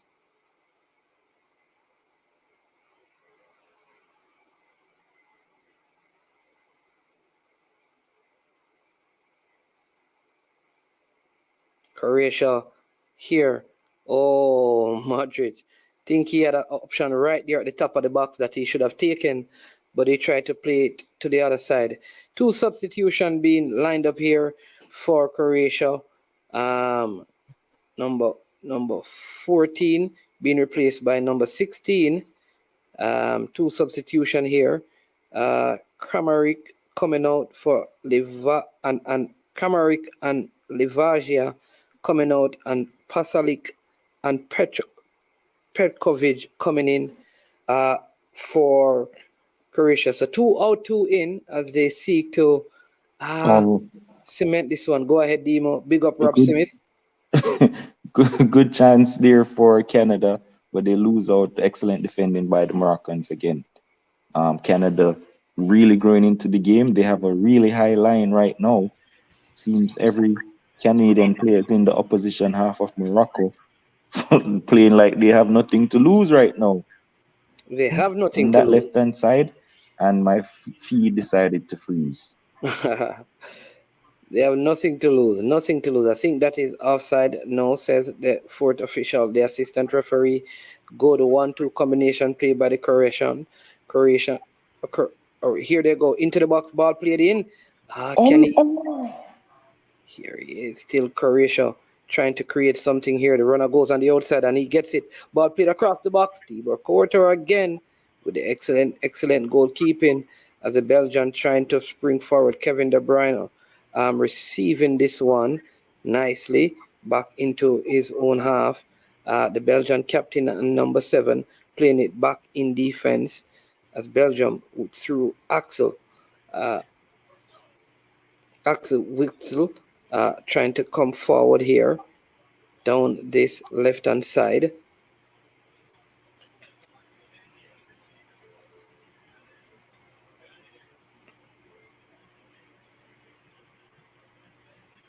Good work again by the Croats. They are certainly pressing and pushing as they try to gain back a foothold in this game, having seen a couple of missed opportunities by Lukaku of Belgium. They're trying to ensure that those kinds of openings are not, again, experienced by the Belgian. Don't want to concede at this stage of the game.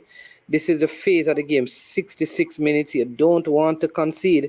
Always better to concede early and try to come back than conceding late in the game. Here, Croatia.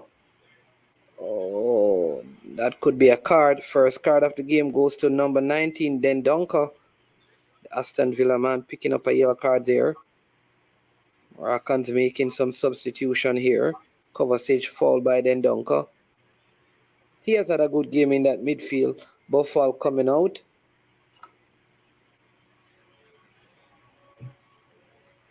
And Sabiri coming out as well. Canada has possession now. Passing it around, like I said, growing into this game. They probably had a halftime team talk saying they have nothing to play for, so let's just attack. As they another brilliant save by Courtois from Madrid. Didn't hit it clean enough.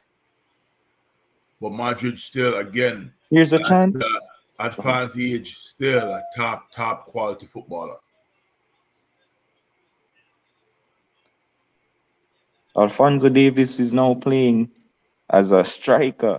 He can just go wherever he wants. He was the one played through just now, but slightly offside as he ran the channels.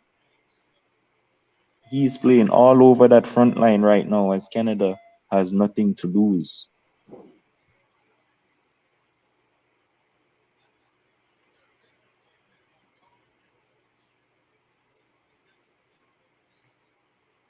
And we have often discussed players like Madrid at 37 years old, still playing this game at a high level. I think because he's a thinker, he's not just an athletic freak, he's a thinker, the player who his game is built on how he can outsmart and outmaneuver a team tactically than physically. And Lukaku, Lukaku imposing himself here, using his body very well to keep the Croatians at bay as Belgium on the attack again. De Bruyne shot at the near post, easily handled by the goalkeeper, and we throw you back over to Dimo to pick up with the Canada versus Morocco game, 2-1 in the 67th minute. Dimo. All right, Dimo seem to be on mute right now as Croatia again. Sosa, the left back here, look at the Croats. They're really playing some good football, trying to take this thing out of this game by possessing it and in the middle of the park. And this is good ball played way over to the right-hand side. Can he keep it? Yes, he does. He turns it back. Good playing by the Croats. They needed to do this kind of have a spell of possession, just really keeping the Belgian honest. Square tried to play in, but it goes out, throwing for Belgium.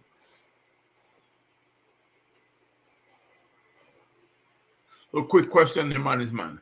Did the game play out the way the game is playing out right now in the second half and the first half? Yeah. I was listening to the commentary, by you and Dimo, but I just want to make sure that what we're seeing right now is something similar to what was happening. In the first half, I would say the upper hand in the first half. I felt like the clear opportunities to score, they fell to the Croatians. I don't think Belgium they were this kind of assert in the first half. I think they were missing Lukaku. He has come on, and I think it has made a difference. Though he has not scored, but you can tell that his hold-up play, the chances that they have created up front in the box, they have all come through him. So that is a good thing. Absolutely. Absolutely. How was that not a free kick? Ziyech with a amazing run, solo run, taking it upon himself to drive Morocco forward. I thought he was hacked down there just in front of the 18-yard. No foul given by the referee as Buchanan looks now to strive for Canada. Takes one, beats two, and he's fouled. I know you see what I'm seeing, man, but Madrid is just class. He's magical. It's just class. More changes here being lined up. You see that ball he checked back into the central defense to help build the play. One touch separates himself then come all the way over to the left. Yeah, one touch separate himself from his tracker and ping that ball over towards the left side. It's just, young players who are watching this should be watching saying, hey, I want to be like that fellow. It has been the Madrid masterclass. I think he has completely outplayed even Kevin De Bruyne in this game. I did tell people that I believe the Belgian, they are a little bit too old in defense. They're making more substitution as Carrasco is coming out and then Dunker coming out. It looked like Yuri Tillemans, the Leicester man, is coming in, and that looks like Doku is also coming in as they take out number 19 as well. Change of system, change of personnel. No sign of Eden Hazard yet. And the Croatian team is playing some old school football. For Canada. He hits the post from the corner kick, hits the crossbar. It bubbles, didn't go over the line fully, and just went wide. Canada are definitely way more attacking. It's just on the line and headed over in the end. Brilliant attempt there from the corner kick. Oh, goal line technology surely will get involved in this. No goal from the watch, obviously. But wow, Morocco has to be careful now. Canada are really going all guns blazing. Game's on the knife's edge.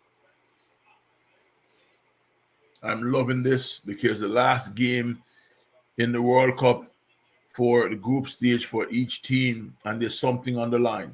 Something on the line. Even for Canada. Because they have pride. Lukaku already breathing heavily. Morocco now looking to try and get back the domination that they had earlier, but Canada are full press. Like, they are just all over Morocco now, looking to equalize in this game. Not sure if Morocco are running out of steam or Canada are just way better than they were before. But look at that press again from Canada. And Morocco clears eventually. Here they are now in possession. Plays it in the midfield. Ziyech with a brilliant ball over the top. And it's just too heavy and goes out for a goal kick.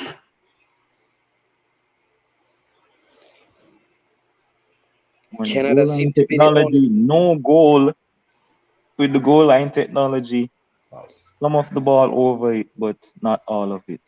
I think Canada, the only CONCACAF team coming back without a point to CONCACAF, did have 2 goals.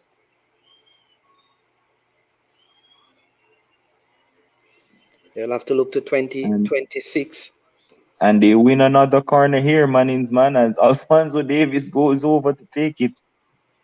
Really on the front foot now are the Canadians.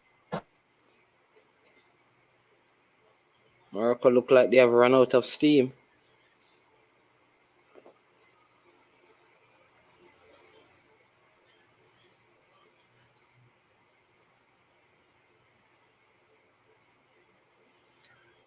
I know Croatia moved the Belgium moved the ball to the right side, ball back to the center back, back into midfield. The Croatian team is in a bank of 4-5-1.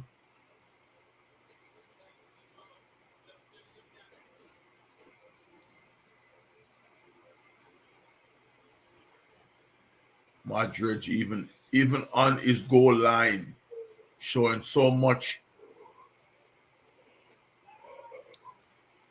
much composure. That was a lucky escape by the Moroccans, Demo. That one just millimeters away from being goal number 2 for Canada. Think if it had gone in, then the watch on the referee's hand would have indicated,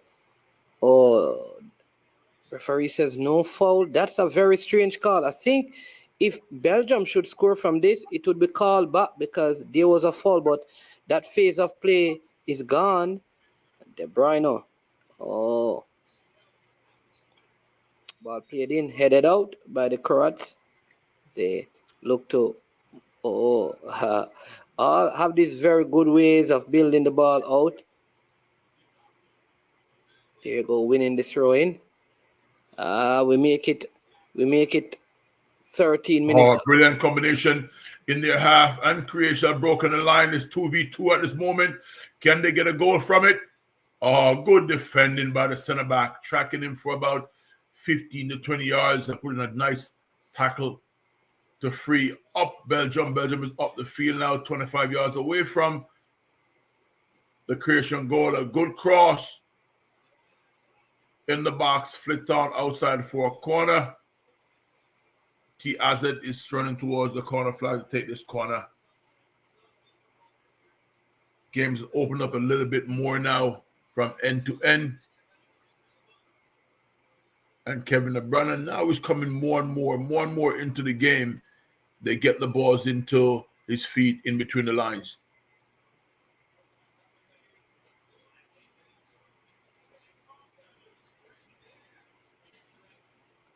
That left back for Croatia is a very good one. Sosa.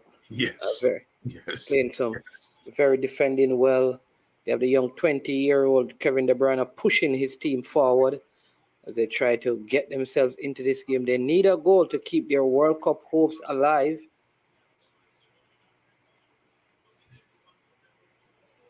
Ball headed over the top for a goal kick.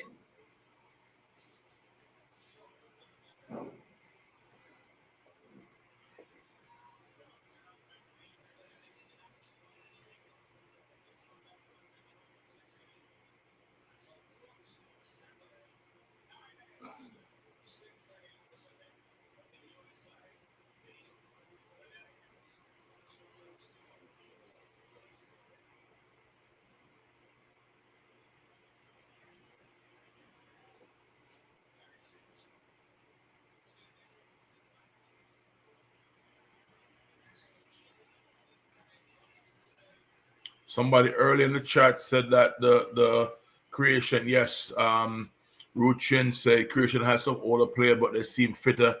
Yes, but the issue is this: if Croatia keep moving up, each game they play, those fitter players play slower. So if they play against quicker, younger, more intense players who are not going to give them as much time on the ball, it could become an issue.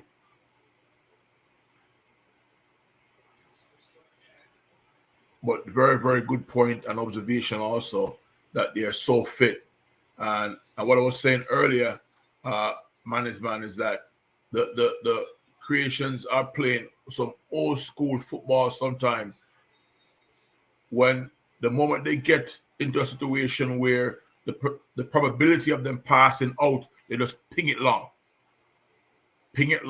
get reorganized. So they have players behind the ball, and then it's the Belgian time now to try and break them down. Yeah, which I think is smart in general. In the next 20 minutes or so, there will be joy for two teams, and absolute devastation, disaster, dejection for one. for two others. I think it's one. I don't think Canada have anything to be despondent about at this moment, right? Because they're going home regardless of what happens in the game. Yeah, man. Dima, what's the update? What's going on over on your side? Go ahead and just Yeah, I mean, Morocco made a couple changes trying to keep hold of their lead. Here they are on the break in the halftime. Brilliant pass. It's 1-on-1 now. Morocco. The Oh, great defenders pass coming back to outside Colin. Croatia. They In again. pass it. In Yeah, again. oh, it's a Shot. brilliant tackle there Poor by decision. Canada to win possession again. Sorry, Dima, but there was a quick break on my side. I'm sorry to jump over your commentation, but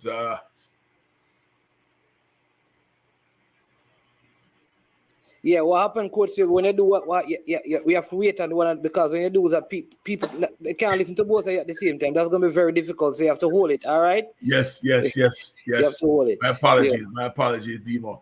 I No, can't run you're over good. here. I'm sorry.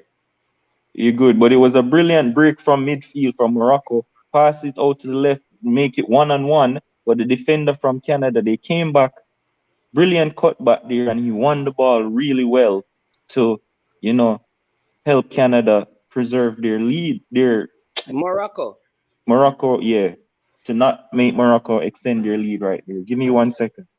Yeah. Go ahead. Here is Yes. Go ahead. The break I'm talking about just now was a very good passage of play. I think you probably just saw it also, management, where they started the attack on the left side, the Croatians, and then opened up a very, very good pass to the right side. I think that player trying to roll the ball back across the goal should have honestly taken a shot. But that's what happens when Courtois is who Courtois is. Most strikers or most players who have a chance to ping one in at him is not gonna do it because they respect him so much, right? And that's just the truth, because most players 6 yards to the left of the goal, he's gonna take a shot there. Another break inside the box. Croatia, good defending by good defending by Belgium again. Belgium left fullback is getting a workout right now, and he's standing up to the test. He's standing up, That left fullback is Timothy Castanier. Yes, he's man who Timothy plays for doing an Leicester. excellent job. Excellent job. Belgium really shifting to a 4 at the back. Look like they have gone through a 4-3-3. They started out originally with 3 at the back. Yeah. But they have made some changes. 1 second here, Manningsman, as a corner is coming in for Canada. Here is Alfonso, swings it into the box, and it's headed up and over, and Morocco survived. They're holding on for dear life right now. 2-1, 82nd minute, and Canada just seems to be playing without fear right now. This game here in the 84th minute, Croatia versus Belgium, still 0-0.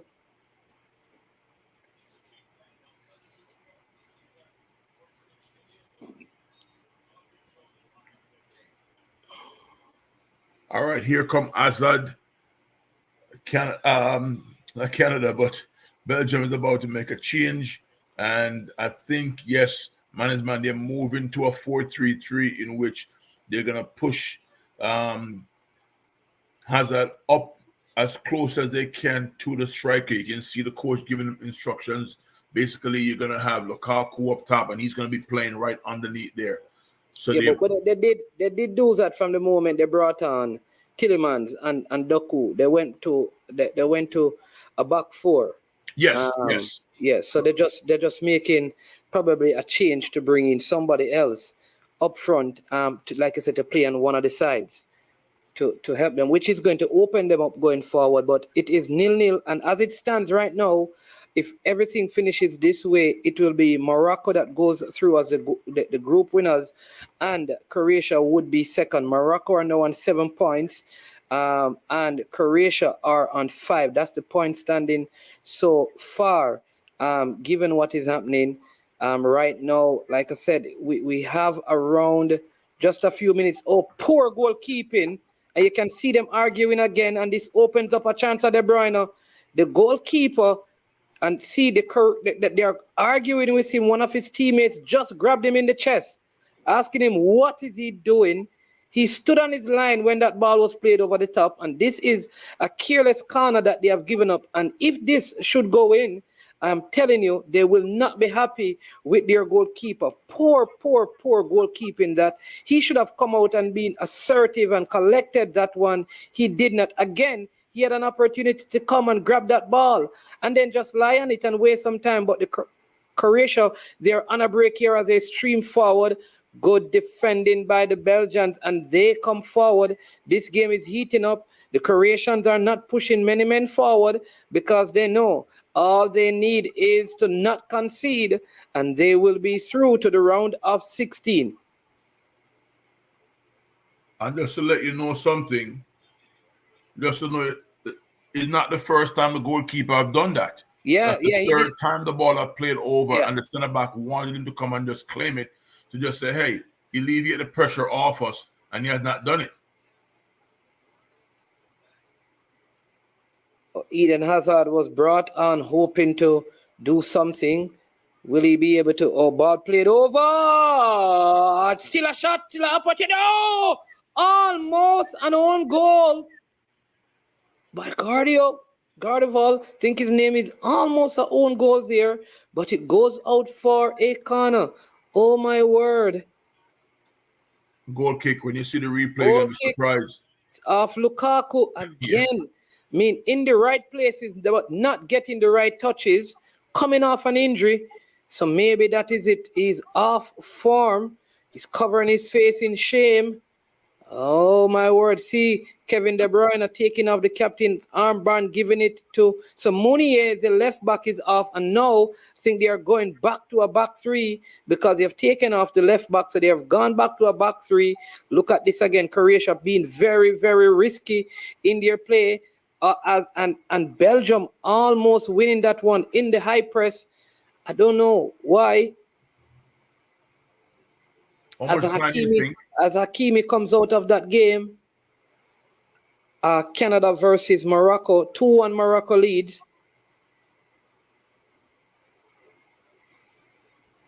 How much time you think they're going to add to this game? I think this game you're probably going to see 6 minutes.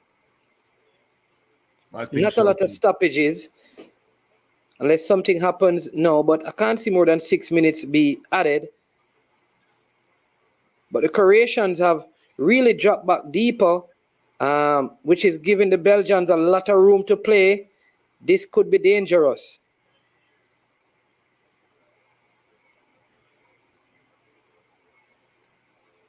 Dreams are hanging on a string here.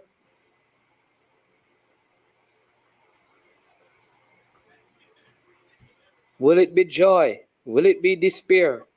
One of these Kevin De Bruyne trademark free kicks he's about to take right now. He takes it out. The referee called that one back.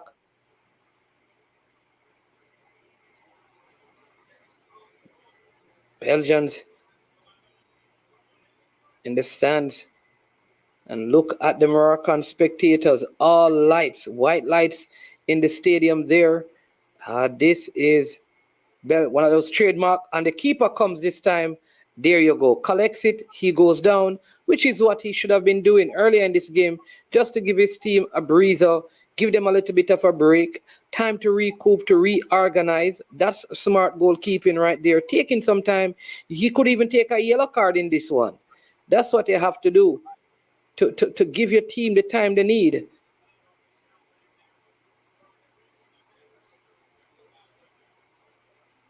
Ivan Perisic, this is. Again, this left back for Belgium. He's such a discouraging. Oh! I'm not going to say it. You have to see this. I'm not going to say it. You got to see this. That must be Lukaku with the next miss.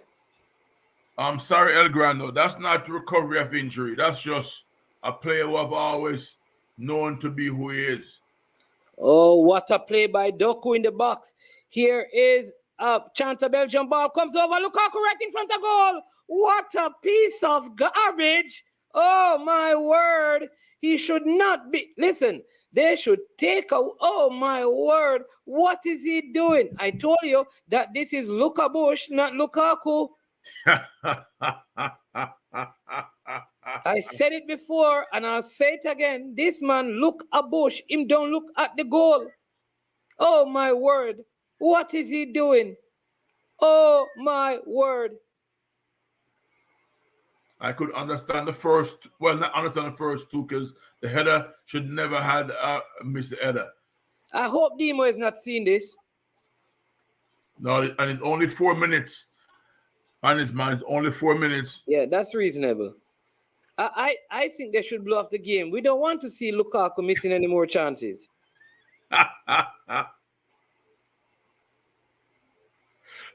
Hey, anonymous OG says the man chested back to the goalkeeper. Great defense.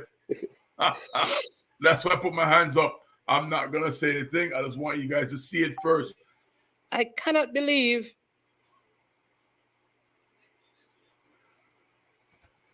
what I'm seeing here. Lukaku, who coming on at halftime, he has had at least 3 opportunities in a must-win game to give his team and he missed again. The go-ahead opportunity. What is wrong with it? He missed again. As a Belgian, as a Croatian. 1 second here, guys. 1 second here. 4 minutes of added time over here on my side. I know you guys are having all the fun over there. Morocco holding on for dear life here as Canada seeks to equalize, but they're holding on. 1 minute played out of the 4 that's added on as Canada on that left side again. Brilliantly done by Canada. They're inside of the box. Good tackle, and Morocco cleared.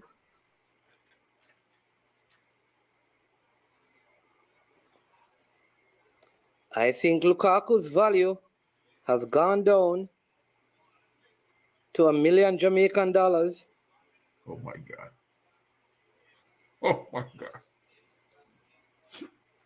I don't think he can even get a loan move at the rate that he's missing. Corner kick here for Canada, guys. Moroccan fans holding their breath in the crowd. Alphonso Davies over the corner kick. 1 minute 20. The keeper is coming down for Canada. It's all on this one, guys. Keeper is inside the box. Have nothing to lose. Here comes Alfonso. Both hands in the air. He comes in, plays it in the corner. Poor corner kick. Didn't beat the first man. And that's very disappointing. He throws it to the keeper. The keeper plays it inside of the box. And Morocco clears. It's no. The goalkeeper kicks and misses. Here is the pass. They're on the break is Morocco, but Alphonso Davies is so quick. He recovered so well to bail the keeper out of jail there. 2 minutes 50 seconds left in this game. In fact, 30 seconds left in this game at this moment. And Belgium can't really get a hold of the ball properly to set themselves up. Now there's a long ball played forward into the Croatian striker. Ball played inside again. Good recovery by the Belgium defenders. Running back, stealing that ball. And the game is over. We still have a couple seconds on this side as Canada, as Morocco has a free kick to the goalkeeper. He plays it out. 1 minute to go. Here is Canada wins the header, but out for a throw, and that should be that. There's a minute left, but the Moroccans are already celebrating there on the bench, doing that bounce. I think they have heard the score that the game between Croatia and Belgium. So regardless of what happens right now, oh my word. Oh my word. The golden generation, I call them the olden generation. You mean wash over goal? The olden generation of Belgian football, the much touted and talked about, the Thibaut Courtois, Kevin De Bruyne, Romelu Lukaku, Eden Hazard. Oh, and even Thierry Henry, I seen patting Lukaku on the back. He's saying that you. I'm just doing this for the public. Wait till I reach in the meeting in the changing room. I cannot believe my eyes. Oh, Chance and the exchanging his people. jersey here. I think with Kevin De Bruyne. Oh, look at that Belgian lady. She should move to Belgium and come to Jamaica. Celebrations and wild scenes Switch here to as the other Morocco game on his runs hand. onto the field, celebrating. Flags are high. Players are falling like flies, hugging each other. African Morocco flags are that through. fly. The celebrations here are wild. As I don't know why Canada looks so dejected, but the Moroccans are high intensity, celebrating, hugs all around as a great feat has been done. Akeem Ziyech and El Nasiri, 2 goals was enough to get these Moroccans through. Great scenes here as Morocco Oh tops my the group. word. Well, who would have thought it that Morocco who would finish at the top of this group? This is unprecedented, as all the world is in tears. The Belgians are in tears. Europe is in tears as more European teams head back to Europe. Oh my word. This is probably one of the bigger names that have bowed out this early. Would you say that Belgium, or is there a next team that you thought like big name not going through, or is Belgium the biggest name so far? I think so. I think Belgium, remember, they're ranked second in the world. In this World Cup, they're second favorite to win it, or third favorite to win it. I oftentimes hear people saying that Romelu Lukaku is good, but I always tell them that he's good for nothing. I have never endorsed that. I am not going to That's pretend not like. true. That's not true. No, I'm going to say the demo. Listen to me carefully. The ratings that was given to him when he moved from Everton to Man United, I don't think he was worth that money. He definitely was worth that money. No, he wasn't. And Yes, he was. Go and check I'm going to Lukaku's tell you why. Let record me tell you why. for West Let me tell you Brom. why. Let me tell you why. West Brom. Let me tell you why, Nemo. Okay. Nemo. Let me tell you why. Everton played in a counter-attacking system. That means he had balls that he had. Yeah, it was easier for him to score because he was running into open space. When he went to Man United, Man United played with a more possession base, so he had no space to play. Right, and he struggled. When he moved and went back to Inter Milan, Inter played again in a quick transition, so he had space to run into.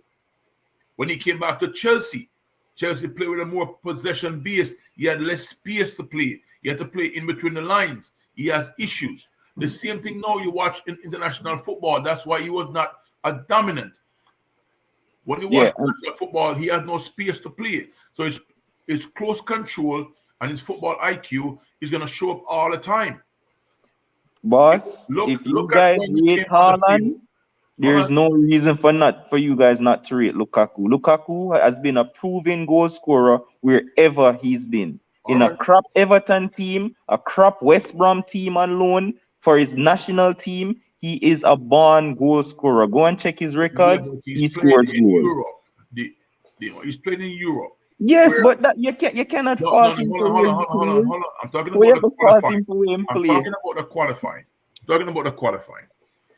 If you're playing against Liechtenstein and Malta and those teams, Ronaldo plays against them too. He still gets credit for his goals.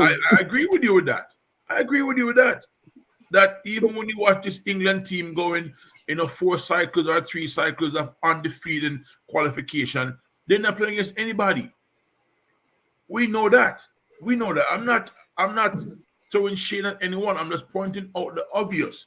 When he plays against team that drop off or his team has to boss possession, he has no space to play because his technical skill set is built on him maneuvering a defender physically. Remember, man said it in a part of the commentary when he was allowed to turn and he maneuvered physically 3 guys. Right, man? Remember that? That's the best part of the game he played. I'm not knocking his skills as a goal scorer, but there's other parts of his game that's lacking. That's all I'm saying. And you can score goals for certain teams and you can't score goals for other teams. All right, all right. So I'm going to have to leave, but I just want to say, like, Morocco, congratulations, excellent stuff. I thought they played really well. I mean, they started to tail off a bit in the back end of the game, but that's expected for how they started. And listen, I like I said, I think that whoever their opponents are in the next round, they will cause some problems. So big up to Morocco and big up to Croatia as well. I mean, I didn't see that game, but I heard that they played well. But big up Morocco, man. Oh, They and played really well. Lukaku has Big up. broken. He's throwing a tantrum. He has punched a couple of windows. He had a very accurate punch right there. He pulled his right hand. He punched the mirror. It fell out of his place. But when he get the ball to put it in the back of the net, he was missing. If his shooting was as good as his punching, he would be walking away with a man of the match award in this game. Where But is my view Lukaku, about Tom Newcastle? obviously, maybe he should have been allowed to use his hand in this game. He would have scored because he punches better than he shoots. Oh my word. Where's the mute Thierry, button? Thierry Henry trying to console him, but I don't know if this is possible. Listen, we can look for Lukaku in the JPL. I don't know. I mean, because that's where he should be playing, and not the Japanese Premier League, but the Jamaica Premier League. I wonder if Mount Pleasant can purchase him. See, we can get. this is.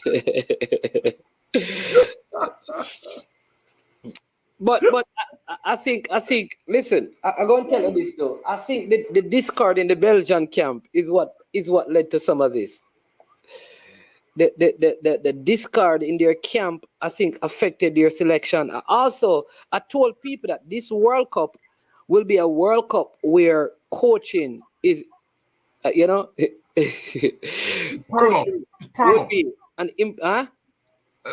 This World Cup is a World Cup where coaching is paramount. And I've always not rated Roberto Martinez as a coach from his days at, I think he was at West Brom, then he went to Everton. He has struggled tactically as a coach. I mean, his team plays well in and out and in spurts. He coached Lukaku at those teams as well. He knows him very well, but I think he's not a good tactician as a coach, and that is the issue with him. And I think his team suffered because of that.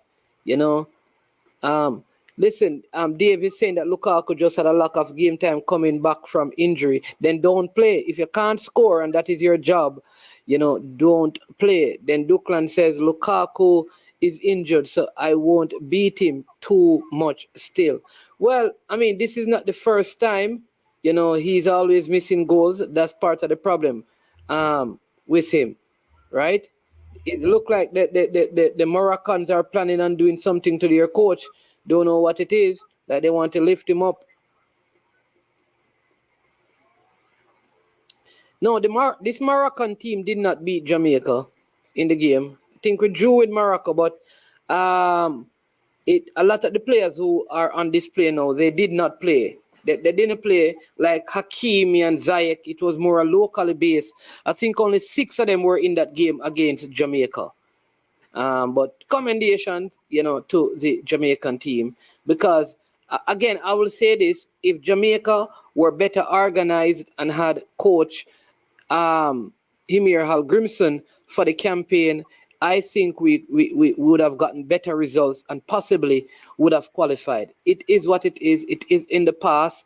We can't rewrite history, but we can look back and speak of all the what ifs, right? But Jamaica indeed, good coach, good team selection, good organization, can get results against some of these teams. The Moroccans throwing up their coach.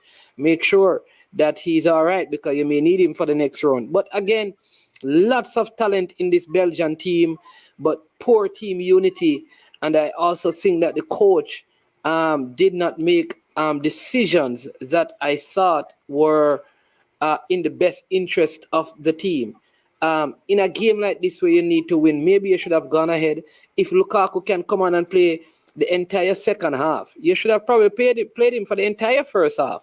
You have to go for the win from the first half. And if you lose, you lose.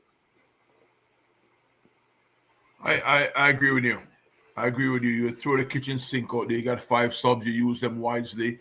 All right, but it should not came to this. Right, it should not come down to this where you're looking that point to go through in the last game. Your favorite. You're supposed to be going into these games defensively sure, organization in midfield, and you have varied way to break a team down and score goals. You have players, you have the quality. This is not.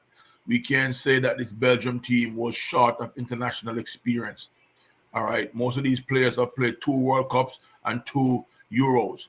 So and all of them play on high quality teams. All right, every single one of them. They're playing in the French league. They're playing in the top 4 or 5 teams in that league. So the quality of their football knowledge and the experience is at a high level. All right, they have no one to blame but themselves. I saw them play in the Nation League last year, and I saw Martinez having this team. This team you just watched playing counter-attacking football.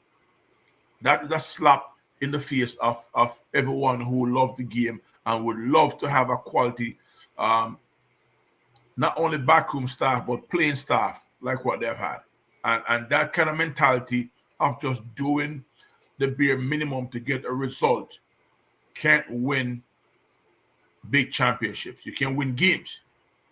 I guarantee if he gets his team again and go to the qualifications, man is man, he'll qualify again, probably undefeated.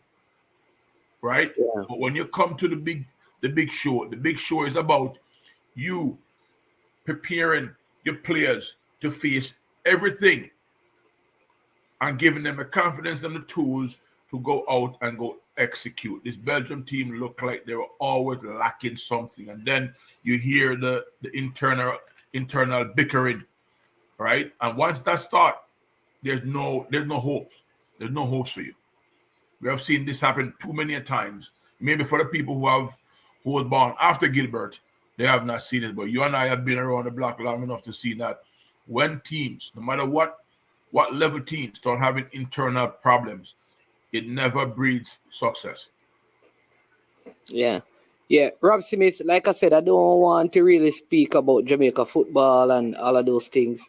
And trust me, the other thing I will say is that I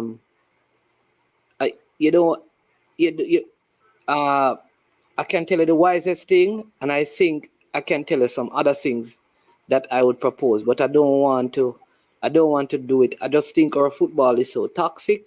My personal opinion is that how it is that there's a group of people who are hell bent all across Jamaica and ensuring that if it's not their way, football must be destroyed. And I would tell everybody who like personal like me, I've decided that I don't want to have anything to do with Jamaica's football. And if I could control certain things, I would tell a lot of people who, if I could tell the most influential people who can affect the football emotionally and coaching wise and player personnels, if it were up to me personally, I'll just leave it to some people and don't have anything to do with it. So I don't really want to talk about it because at the rate we're going as a society and a people, we think about ourselves. And nobody is willing to solve anything, Rob Smith. And all people want to do is to come on platform and criticize.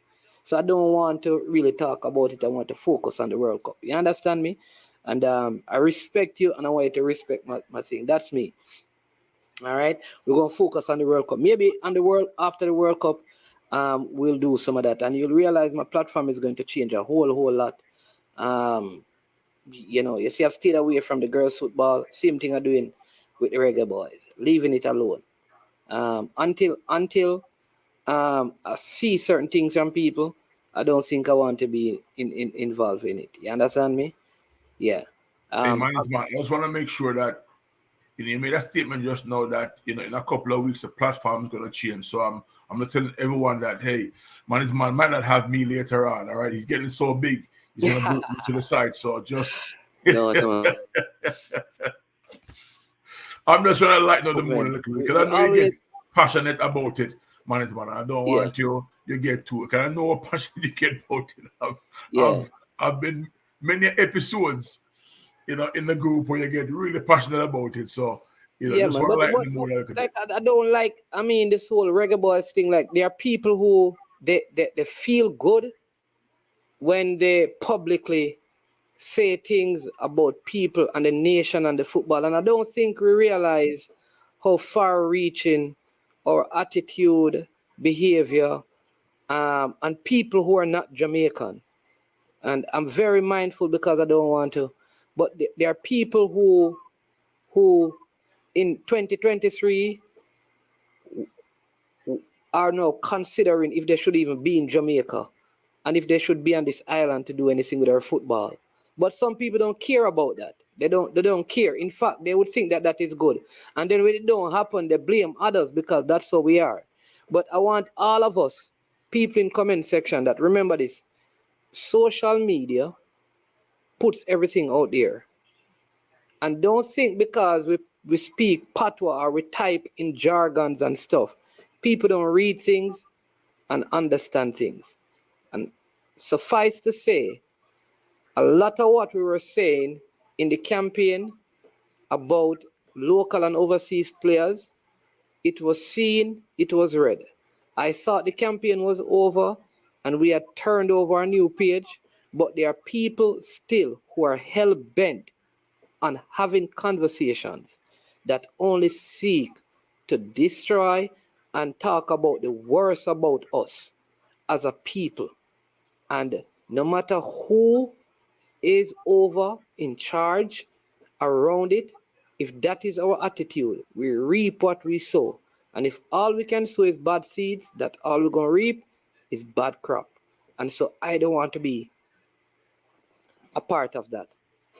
I understand me, Coach CB. But I'm not going to go there, man. No, I agree with you. I agree with you 100%. And that's the reason when the breaking news came out, I think it was 2 days ago. My question to you Was why? was why? I really report stuff, like No, not you, not you. Yeah. My question to you, it wasn't to you, it was rhetorical. It was like why go seek out a media personnel and start up something that we thought we were Listen, beyond, let me right? give you an example. Let me give you an example. I can trigger. I can purposefully trigger a negative conversation right now, Yeah, and I guarantee you that in 1 hour time, if I trigger it, we'll have around 100 people in the chat, and you'll see the most disrespectful comments. yeah. If somebody will bet me, well, not bet me. If somebody will say, "Man is man," if you do that, we can't listen. I can for noise sake, I can trigger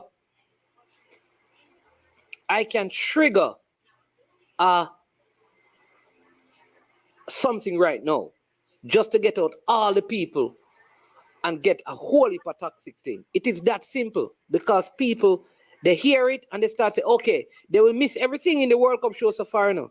But I say one thing and it spirals into so many different things and everybody start coming on and listening.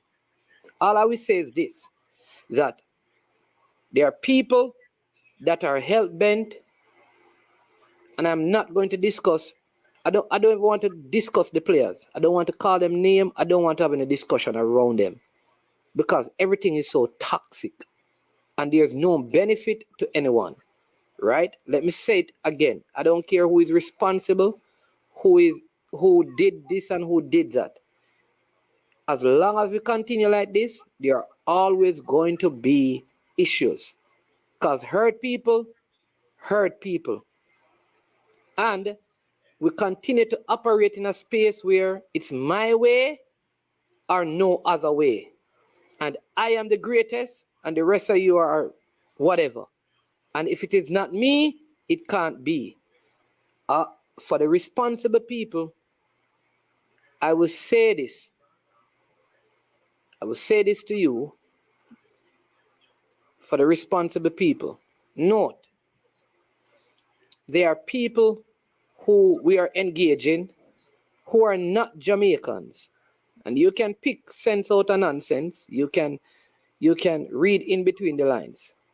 There are people who are not Jamaicans, who many of us Jamaicans believe will be important to the program. And having seen the last months, there are people who are reconsidering their involvement with anything Jamaican. And I'm saying that. So what benefit is that? It's just like, Sir Huntley, if you're from Manchester. Yes. There's an investor coming in to invest financial resources, say 10 billion US dollars into Manchester. And there are personnel coming in with highly intelligent person in particular fields that will, along with the finances, bring wholesale change of great magnitude to the parish. Yes. And at that time, all the parish has to do, is just not sweep things under the carpet, but forget the past and let the investment shape the future. What the parish decides to do, Manchester decides to do, is to go out by Mile Gully and pick up all the dirt and all the garbage from the past. They go to New Green and pick up all the nonsense, all the negative things. And everything they begin to purport is about what has been evil and wicked about Manchester. The investor is looking and saying, I really don't have to come here because there are other places. And now I'm hearing all of this. Why should I even put my resources here? Yes. Why should I bring the human capital here? Right? And what I'm saying is that I'm just saying these things because I want people to reason and understand. Sometimes you have to forget things and move on. And when you have moved on and you have reestablished your foundation, you go back and fix. Now fix what was broken. Yeah. You can't be breaking down and building at the same time. You can't do that. You can't do that. You either gotta shore up the faulty foundations and then you build something new, or you rip it down and just build from scratch, from foundation up. I understand what you're saying, man, and I believe that that's what's holding us back. And we need to take a fresh perspective and build towards. In 4 years, we all could be sitting here with our night. Because look, I don't leave it, see? I don't leave it. Yeah. I don't leave it. So we want to be sitting here having this dialogue, maybe a little bit more gray here also. All right. And we're having this dialogue talking about how well we played.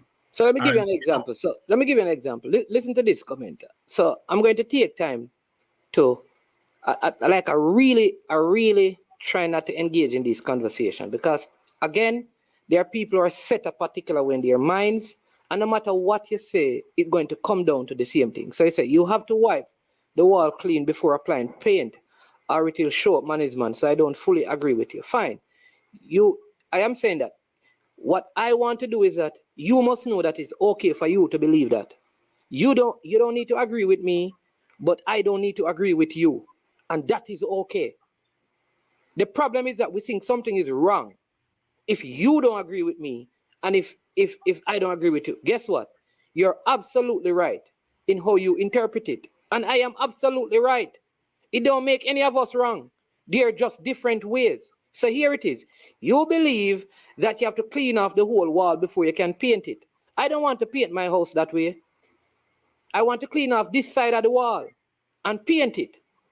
And there are some parts of the wall that I'm going to leave because I can't afford to paint all of it right now. But I still going to invite people to come to the house. It can work with until I have some more stuff to fix it. Sometimes in building, you have to break down the bedroom, rebuild the bedroom, but you leave the bathroom because it still has to be used while the house is being refurbished.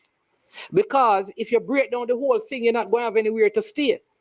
So there are different ways to do things, and nobody have a franchise and right. There are different ways.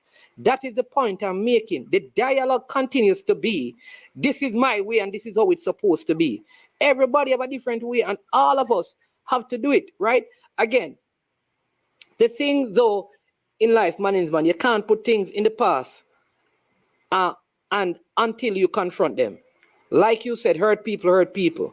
So let me say it this way with that, right? Conversations need to be had before we move on privately. All right, let me tell you this. There are many conversations. Like I lead an organization with thousands. There are some conversations that I don't need to have. I don't need to have them because they don't affect the vision. Because for an organization to grow, people have to go. There are certain things that are not worth a conversation because they don't affect the whole. That is the issue that needs to be sorted out. We believe, which is a part of Jamaica's issue, Jamaicans believe that everything needs to be confronted. You don't have to confront everything. But if a next person believes that everything needs to be confronted, go ahead and do that.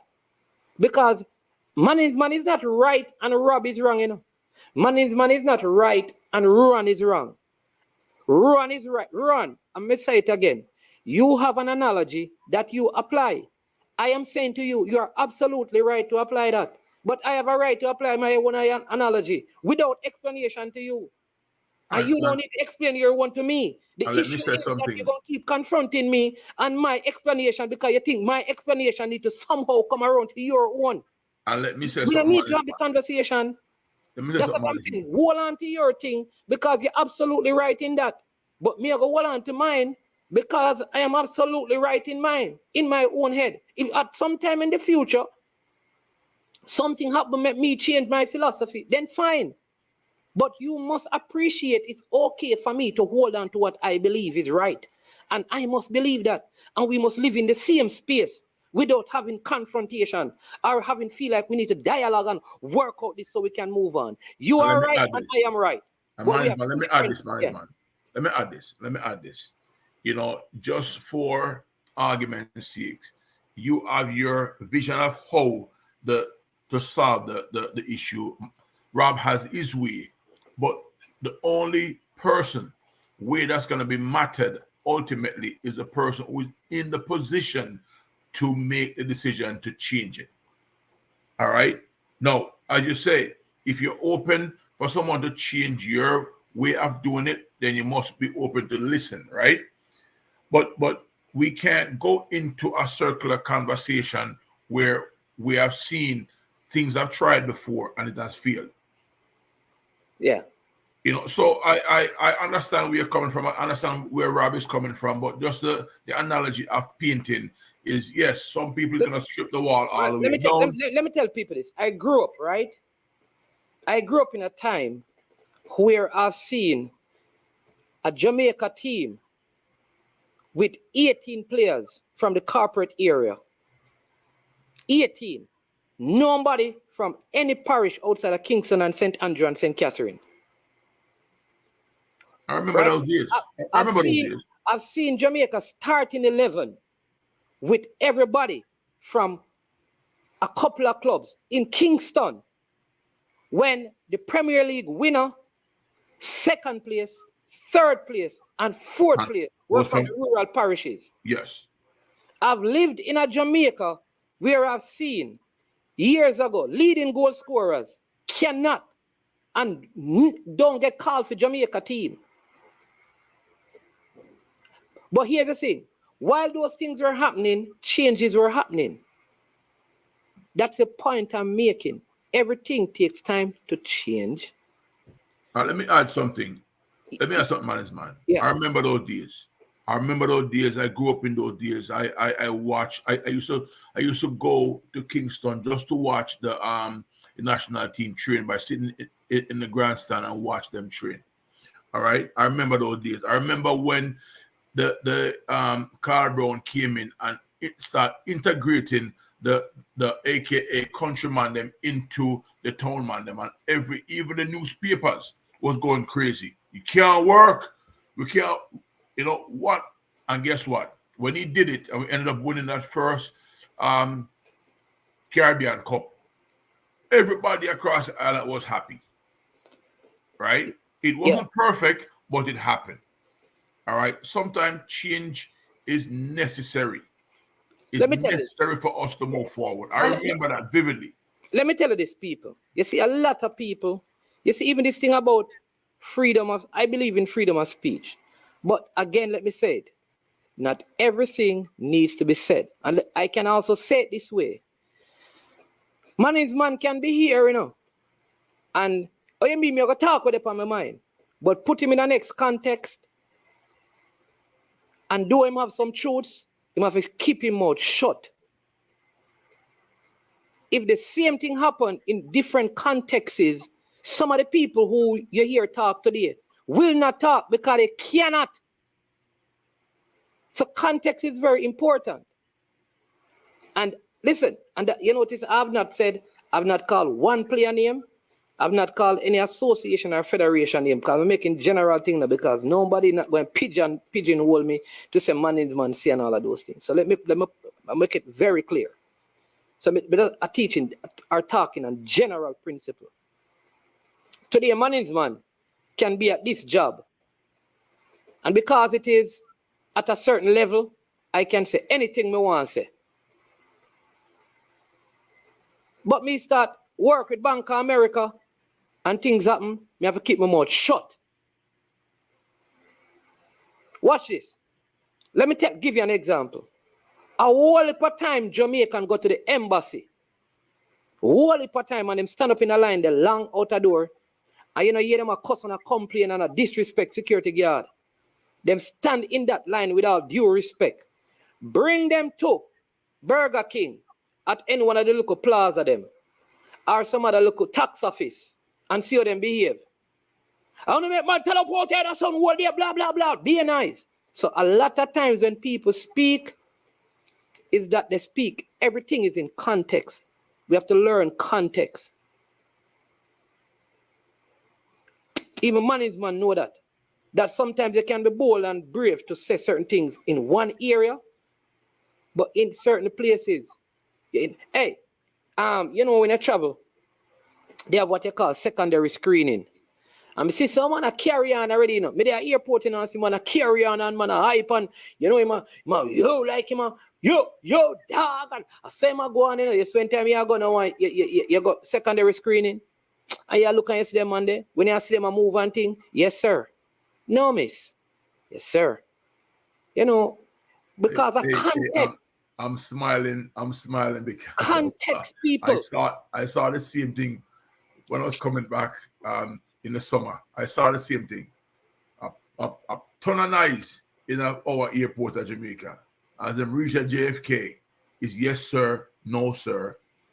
And I'm like, you know, it's you know, I'm not gonna get into it because it's just how we treat each other or we look at each other. But Rob, yes, hold on, coming if deal. What point are you making, Rob? Because you're assuming that I'm having a conversation with you about a point. You see why I don't talk about it. So what point? Remember, Rob, let's go. What is the point? Because here it is. So let's go back to you. Rob asked me a question. He says, management, I have not, and I answered him. You made a comment about some other stuff. I don't know what point are you making. You guys are bringing up interview, you know. You guys are bringing up JFF. You guys are bringing up players' name. So what point? What point? My point are on point because I'm talking about general principles in life. So this is why I don't have the conversation because you're going to say what I am saying is besides the point. Besides which point? Because I'm talking on my points and I'm sticking to them. You are having a conversation about JFF and all of those things and Leon Bailey and all of those other people and his interview and all of that. And I'm not having that conversation. I said it from the beginning, but I can speak in general principles, in leadership and management. These things I know. So if we can't discuss that, then that is fine, because I already told you that whatever your solution is, you have a right. Run, man. Yeah, man. So let me give you again. My solution from last year, this year, 2 months ago, is that Jamaica should not be participating in any football for 50 years. So everybody involved in it, a generation pass, and we start a new slate. Because there's nothing that is going to change if Jamaica remains the same. Jamaica is a problem. The nation is a problem. Because the people who are coming in, we still have a problem with them.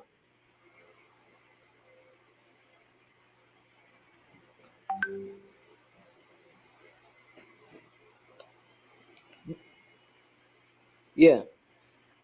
So, but good game of football today, Coach CB. You know, we just passed our time, so we're going to come back at 1:45. I'll be here. I'll be here ready to go, man. Yeah, Let's man, just for those review that last the next 2 games, and then we can lead the audience. You know, that's one of the reasons why we don't really go in that unless the show is directly geared toward, yeah, man. geared towards it, because Yeah. it brings out passion, you know. Yeah.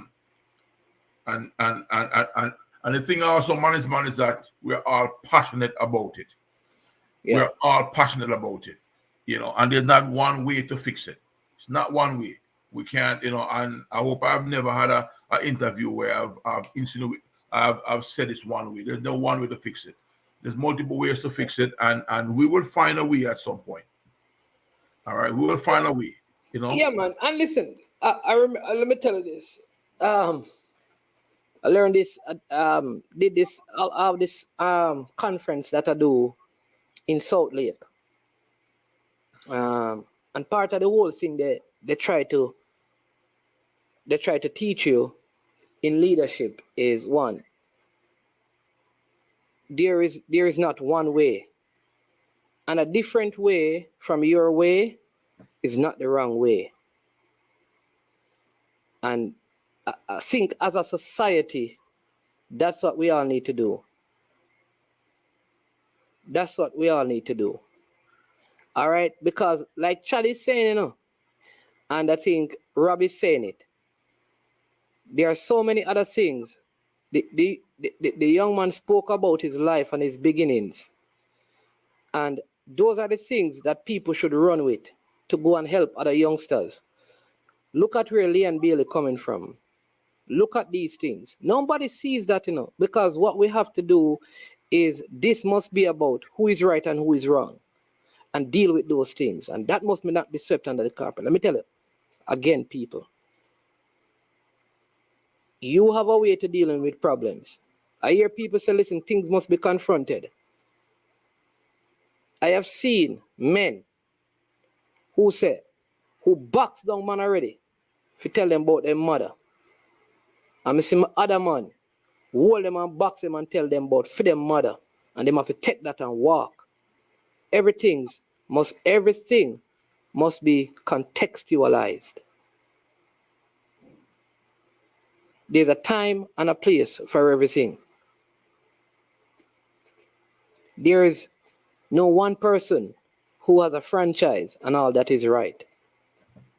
At the end of the day, respect that other people don't think the way you think. But also remember that you have a right to think the way you think. Don't resort to being disrespectful. An absolute right, man. Yeah. Don't think you have to be disrespectful because people don't agree with you. And try to, you know, not everything's supposed to be confronted. Sometimes you walk away, and walking away is the best way of dealing with things. Sometimes you need to have conversation. Sometimes you need to knock a thing down totally. Sometimes you need to build while you destroy. And sometimes you need to not build any at all. And sometimes you need to let the whole structure stay. All of those things are part of the process of life. And all of us must understand that. Put every discussion and every situation in different contexts, and you'll see that your thinking about them will certainly change.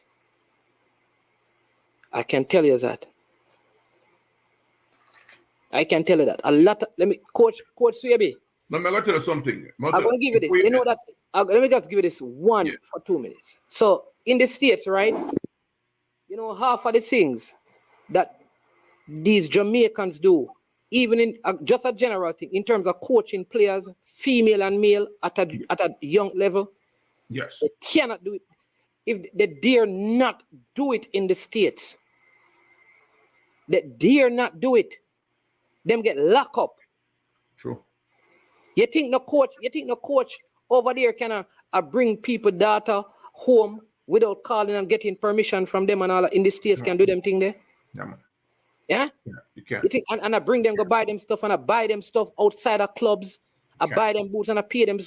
You think they can do that in the States? But context is different. Yes. Yes. So we have to put things in context and reason in context for it to make sense. Or else we are misleading people and fooling ourselves. Go ahead, Coach, on Swaby, and then we're going to close up. You know, I recently did a presentation about mindset, and you know, one of the things that I teach these young people is that mindset drives performance, but mindset ultimately is a choice. The choice. You choose to be competitive. You choose to be passive. You choose to be a participant in an event that's competitive. You make that. That's all controlled by your decision, right? But also mindset change over time. Also, the more experience you gather, the more knowledge you gather, the more you can look at something now from a different perspective with more knowledge that can change.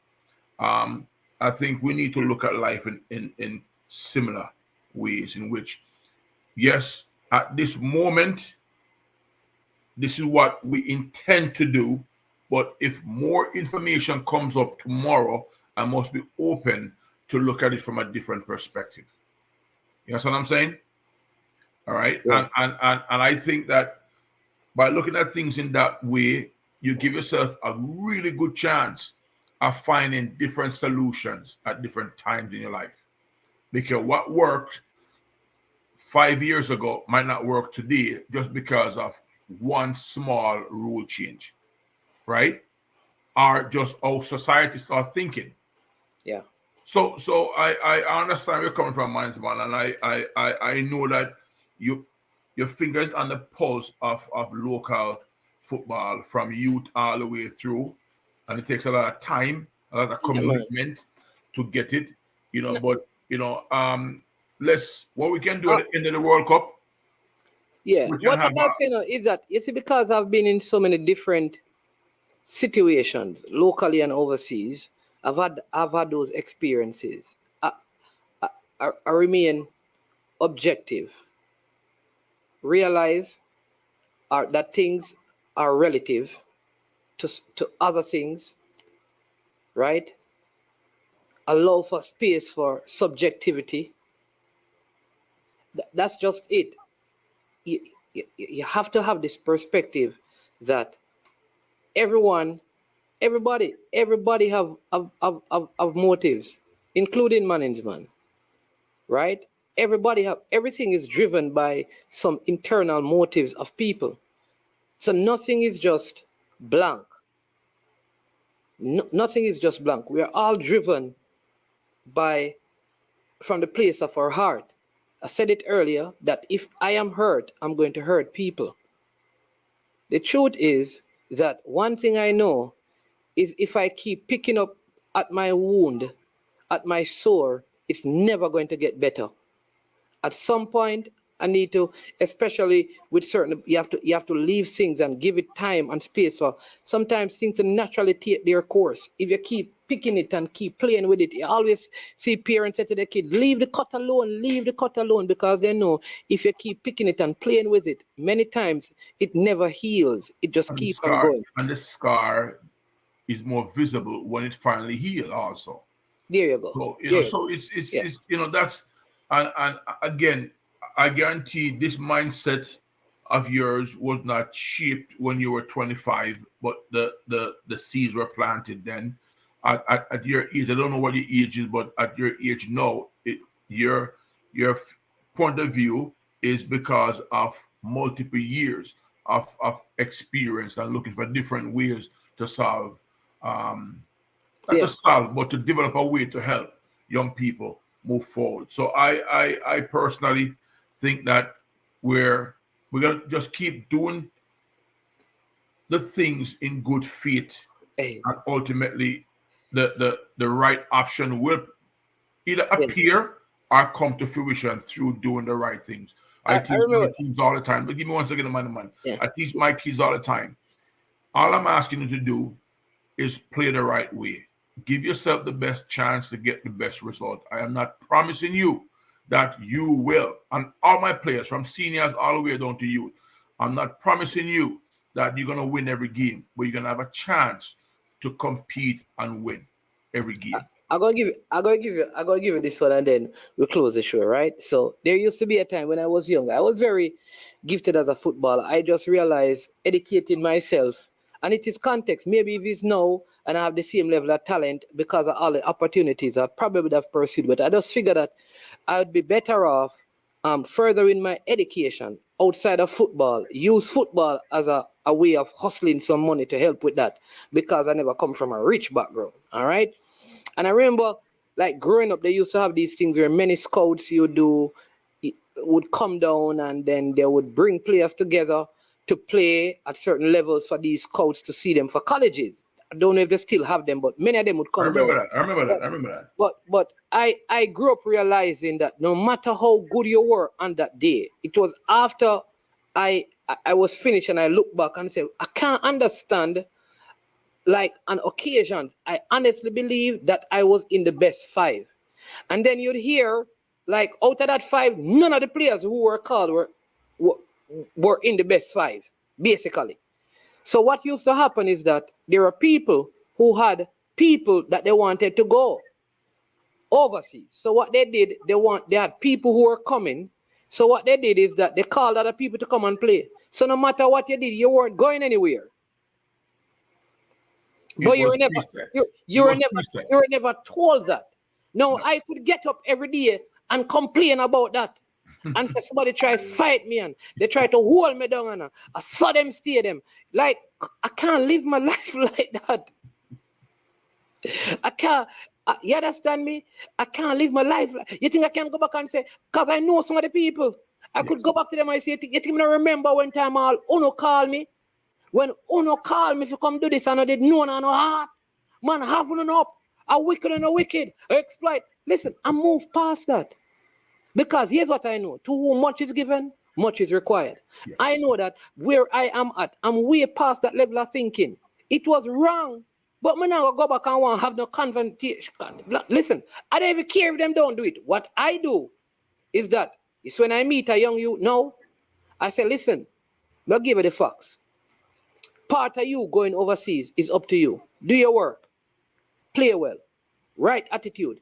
I tell them those things. And if you do that over time and I can help you, I will. I'm going to under-promise and over-deliver. What I'm not going to do is over-promise and under-deliver. So what I've done, I've used the things that were done against me to help me, to learn lessons, to help me, to prevent me from doing those things to others. You use them as life lessons. Yes. You understand me? Yes. And because you didn't use your experience to make you bitter. You use your experience to make you better. And that's just how you have to see it. Yeah, man. You know, no one. My closest friend is my brother, and my brother will tell you that he has never heard me talk about a situation that I've ever been in where a coach undervalued me. or a person undervalue me, or when I worked a 9 to 5 in the city, that my boss or my principals undervalue me. I'm not into that. You learn from those situations and you make it better Yeah. for the next person coming up. I don't Exactly. believe in being bitter, right? Because Exactly. if you're being bitter, then you know what? You will see that in your own life. And you know what? You're gonna project that onto your own kids also. I was invited to be in a situation where I knew that they were trying to, the whole affirmative action.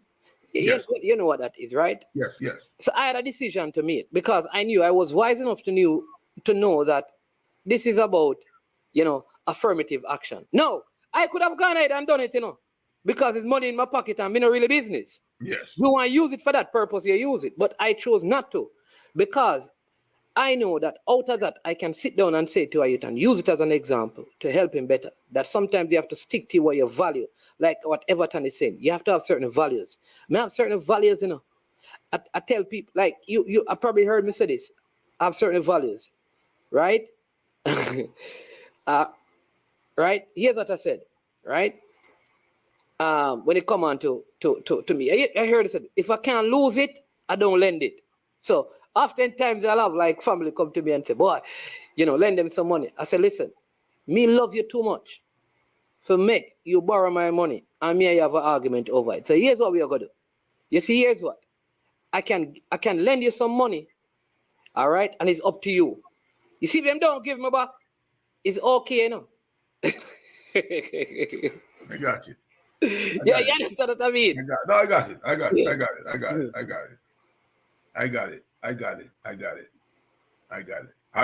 Yeah. I So you remember have when. to certain values and things. No. Lot of mercy. Run. We gone past your thing, brother. You say your last thing, man. I'm going to say the reminder. We gone past that run, man. We just we normally have conversations on the program because we have to seek to educate others. You understand me? So we just use it as an opportunity to learn And being educated also. Yeah. No. I remember when I bought my first car, right? And all of a sudden my transmission blew up on me, and I had half of the money, right? And my brother says to me, this is when he first moved here. My brother says to me, he said, "Hey, how much you need?" I'm gonna say, "No, man, all right, me figure it out." And he said, "No, man." He said, "How much you need?" And I'm gonna tell him, and him say, "All right, cool. Me give back the money. Me give the money." And he goes, "So boom," and he give me the money. No, I'm being real enough. I'm not man. The months you know me, I'm a straight up dude. And he goes to boom and give me. Only give me. About 4 weeks later, I have the money back. I'm gonna go back to him and say, "Hey, see that?" And he said, "No, man, you're crazy, man." I ask how much you need, right? And I give it to you. Man, I lend it to you. Give it to you.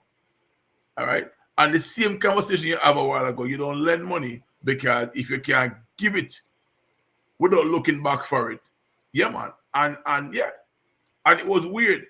A couple years after, he got into an accident and the front end mashed up him and the brother goes and drive, leave him, and he did not get any information from the brother. And insurance decides about them not gonna, give him too much to fix the car. I go, so boom, and give him some cash. And I give him some cash. When everything started out and come back to me again, I said, "No, man, you see you're crazy, man. Give you that, man." And he said, "Boy, one and watch the other." So it go. You have to have that dynamics where, we share with each other. See, you ask me something and I can give knowledge to you, me give it to you. When I look back for anything, I'm just giving you something so that, and if I'm in the same situation and I come to your management or I come to Rowan or I come to Mr. Special Edition and I say, "Hey, what do you think about this?" And you give me some information. You give me information willful to help me educate myself so I can make a better decision. That's how it works. I think. Yes, sir. I think we just need to keep trying to do the right thing, right? Because what works for bigger nations in football is not going to work for us in Jamaica. We're just going to find a way that works for us, and it's going to take time, trial and errors to get it right. That's just so we're in a unique situation, right? A unique place where we gotta try and do trial and errors and make it work itself out. That's what it is. That's all it is. You know, it's part of growth. Part of growth. Yeah. You know, so Yeah, man. listen, man, let me tell you, I don't get conscious with it. I know how passionate you get about it. So, yeah. passionate you get about it. It's good. Yeah, man. And because you're dialing so much also, and you know so much of the inner workings of what's happening, it drive you to a place where you get really and then I'm so discouraged by the whole party of football that I feel like I said, they know that I just planned something like I said for the under 17 and something. Listen, all right, so that's why I don't get into this, I see we plan something for the under 17 for the third and the fourth, and you know that there are Jamaicans are a call organization in the USA to lock up people if them. Hey, yo, me I tell you, say, that's why I'm gonna talk about them things here, because when the people them call all the USA Soccer Federation, to issue a ban and block it and stop. I'm saying that, oh my God, if no matter how you hate people, you know that there's a 16-year-old that your actions affect. These are the things we have. Like, I think at some point we have to look and say, like, how is my action helping the 12-year-old and and I said this about, and my things are very general. All right. When it comes on to, I tell people, here's the problem I have with like a Issa. When things are wrong, it is the players who suffer. It is time for the coaches who make the decision, the adults, be punished, and the kids are allowed to participate. True. That is my position. True. Maybe I'm wrong, True. Coming out, I'm right, but that is me. I think anytime there's a rule breach by adults, the kids can't play. That is just me. I'll tell you something. Just one last thing, and then special edition. Let me tell you this. There is a group of Jamaican born people in the States right now. All I get sheriff department involved, To lock up. Me I tell you something, I don't know how Jamaicans think like that. Like, come on. How we ever act like that? That's why I'm gonna talk about them thing here. Because me can understand if me see a youth, I get help. I may have a problem with an adult. Like, how me I gonna do something to hurt the youth? This is the opportunity for a young. No matter what me do, me put that aside. Make the youth get him opportunity. And then me go deal with it. So Mr. Special Edition is when me come off of this, I need to come off, me need to go make some phone call because this whole thing, man, them a try to shut it down in Mr. Swaby. For real? He may end up shut me. I tell you some man call all the US Soccer Federation, man. Woo. If you tell them not allow no Jamaican to keep no camp in the States, Jamaican do it. Man, we're born at Jamaica. Born here. I do them thing there. Born at Jamaica. Why? Why? That is the point. Come back to the why. Because here's why. The truth is, them and the JFF have major issues. So because them and the GFF have major issues, as far as them are concerned, anything where them do with them can stop, them are going to stop it. I can't think like that. Can't think like that. Me can't think like that because I think about a youth we are 16. A youth we are 15. A some stay. But if I saw a man believe, like me say, me not agree with it, but that's how you believe. You operate how you want to operate. Me not agree with that. So right now, it look like the thing now going to happen. Because the man them decide say nah happen. Man, we're born at Jamaica. That make me sad. That make me sad from the standpoint where it's. So how me get up and talk about them kind of football thing every day when you have people like that? Yeah. It's. King Job said Judas. The first thing would I do is say, listen, make this go on. Because listen, adult to adult, find the next way to get at the adult. Yes. And if you have a problem with an adult, you have a conversation with the adult. There you go, man. And if you can't resolve, you can't resolve. You can't. You move on. It's like I said before. It's you find a point where your point of view is your point of view. Mine is mine. We can't find a middle ground. We respect each other enough to move away without causing harm to the next person by There, doing something hey, to undermine that person. run it the nail on the head. I think deep down inside of us, we hate to see other Jamaicans succeed. I don't know why. Well, I'm gonna tell you something, man. Is man, me no know, but me no built like that. That's what I'm saying. That's why. Hey, that's why I'm gonna discuss. We can't discuss it. Me can't be like that because everybody who from Manchester know, you know, I say this, my lineage, and probably you never know this, man. My father was MFA president for Manchester Football Association for 3 different times. Yeah. All right. Hey, we need to go and come and sort out this thing. Come here, tell us because. But let me say this to you, Coach Swaby. Because remember now, you know that we are planning to do something up by you. Yes. Next year, just to get youth in the tri-state era involved in Jamaica football. And you know, say seriously, I would not. Right? I would not like. Muna not like say like no, Swaby, you must mad me your friend, man. No do nothing with them at Jamaica people. I would not do that. No, we can't do that. Well, you and I will talk after the year about that because you understand. There's some discussions. Yeah. There's some discussions been going on even since yesterday. So man. We'll talk about that. But like me say, you know, I can't, you know, I know it's real, but I can't live like that. I have to see how my brother's keeper. All right, because I see from my father, my uncles, my grandfather, who have always been. Man, never see you open a restaurant and say you because you're Jamaican and say you come from say you come from two of the warring sections. You're Jamaican, you know. Remember you move and you're done with them thing then. You know, it's happened for bar and a plate. Oh, me now buy nothing from them man, they call them man, they are Jamaican, but them man they come from and you know say man I really support. Brother, hey, Jamaican. Big up Jamaica, but God, people, I am management, that's Coach all this year. This has been I am sure sports. How do we say? I'll see you in 45. 45, we are over and we are out of here.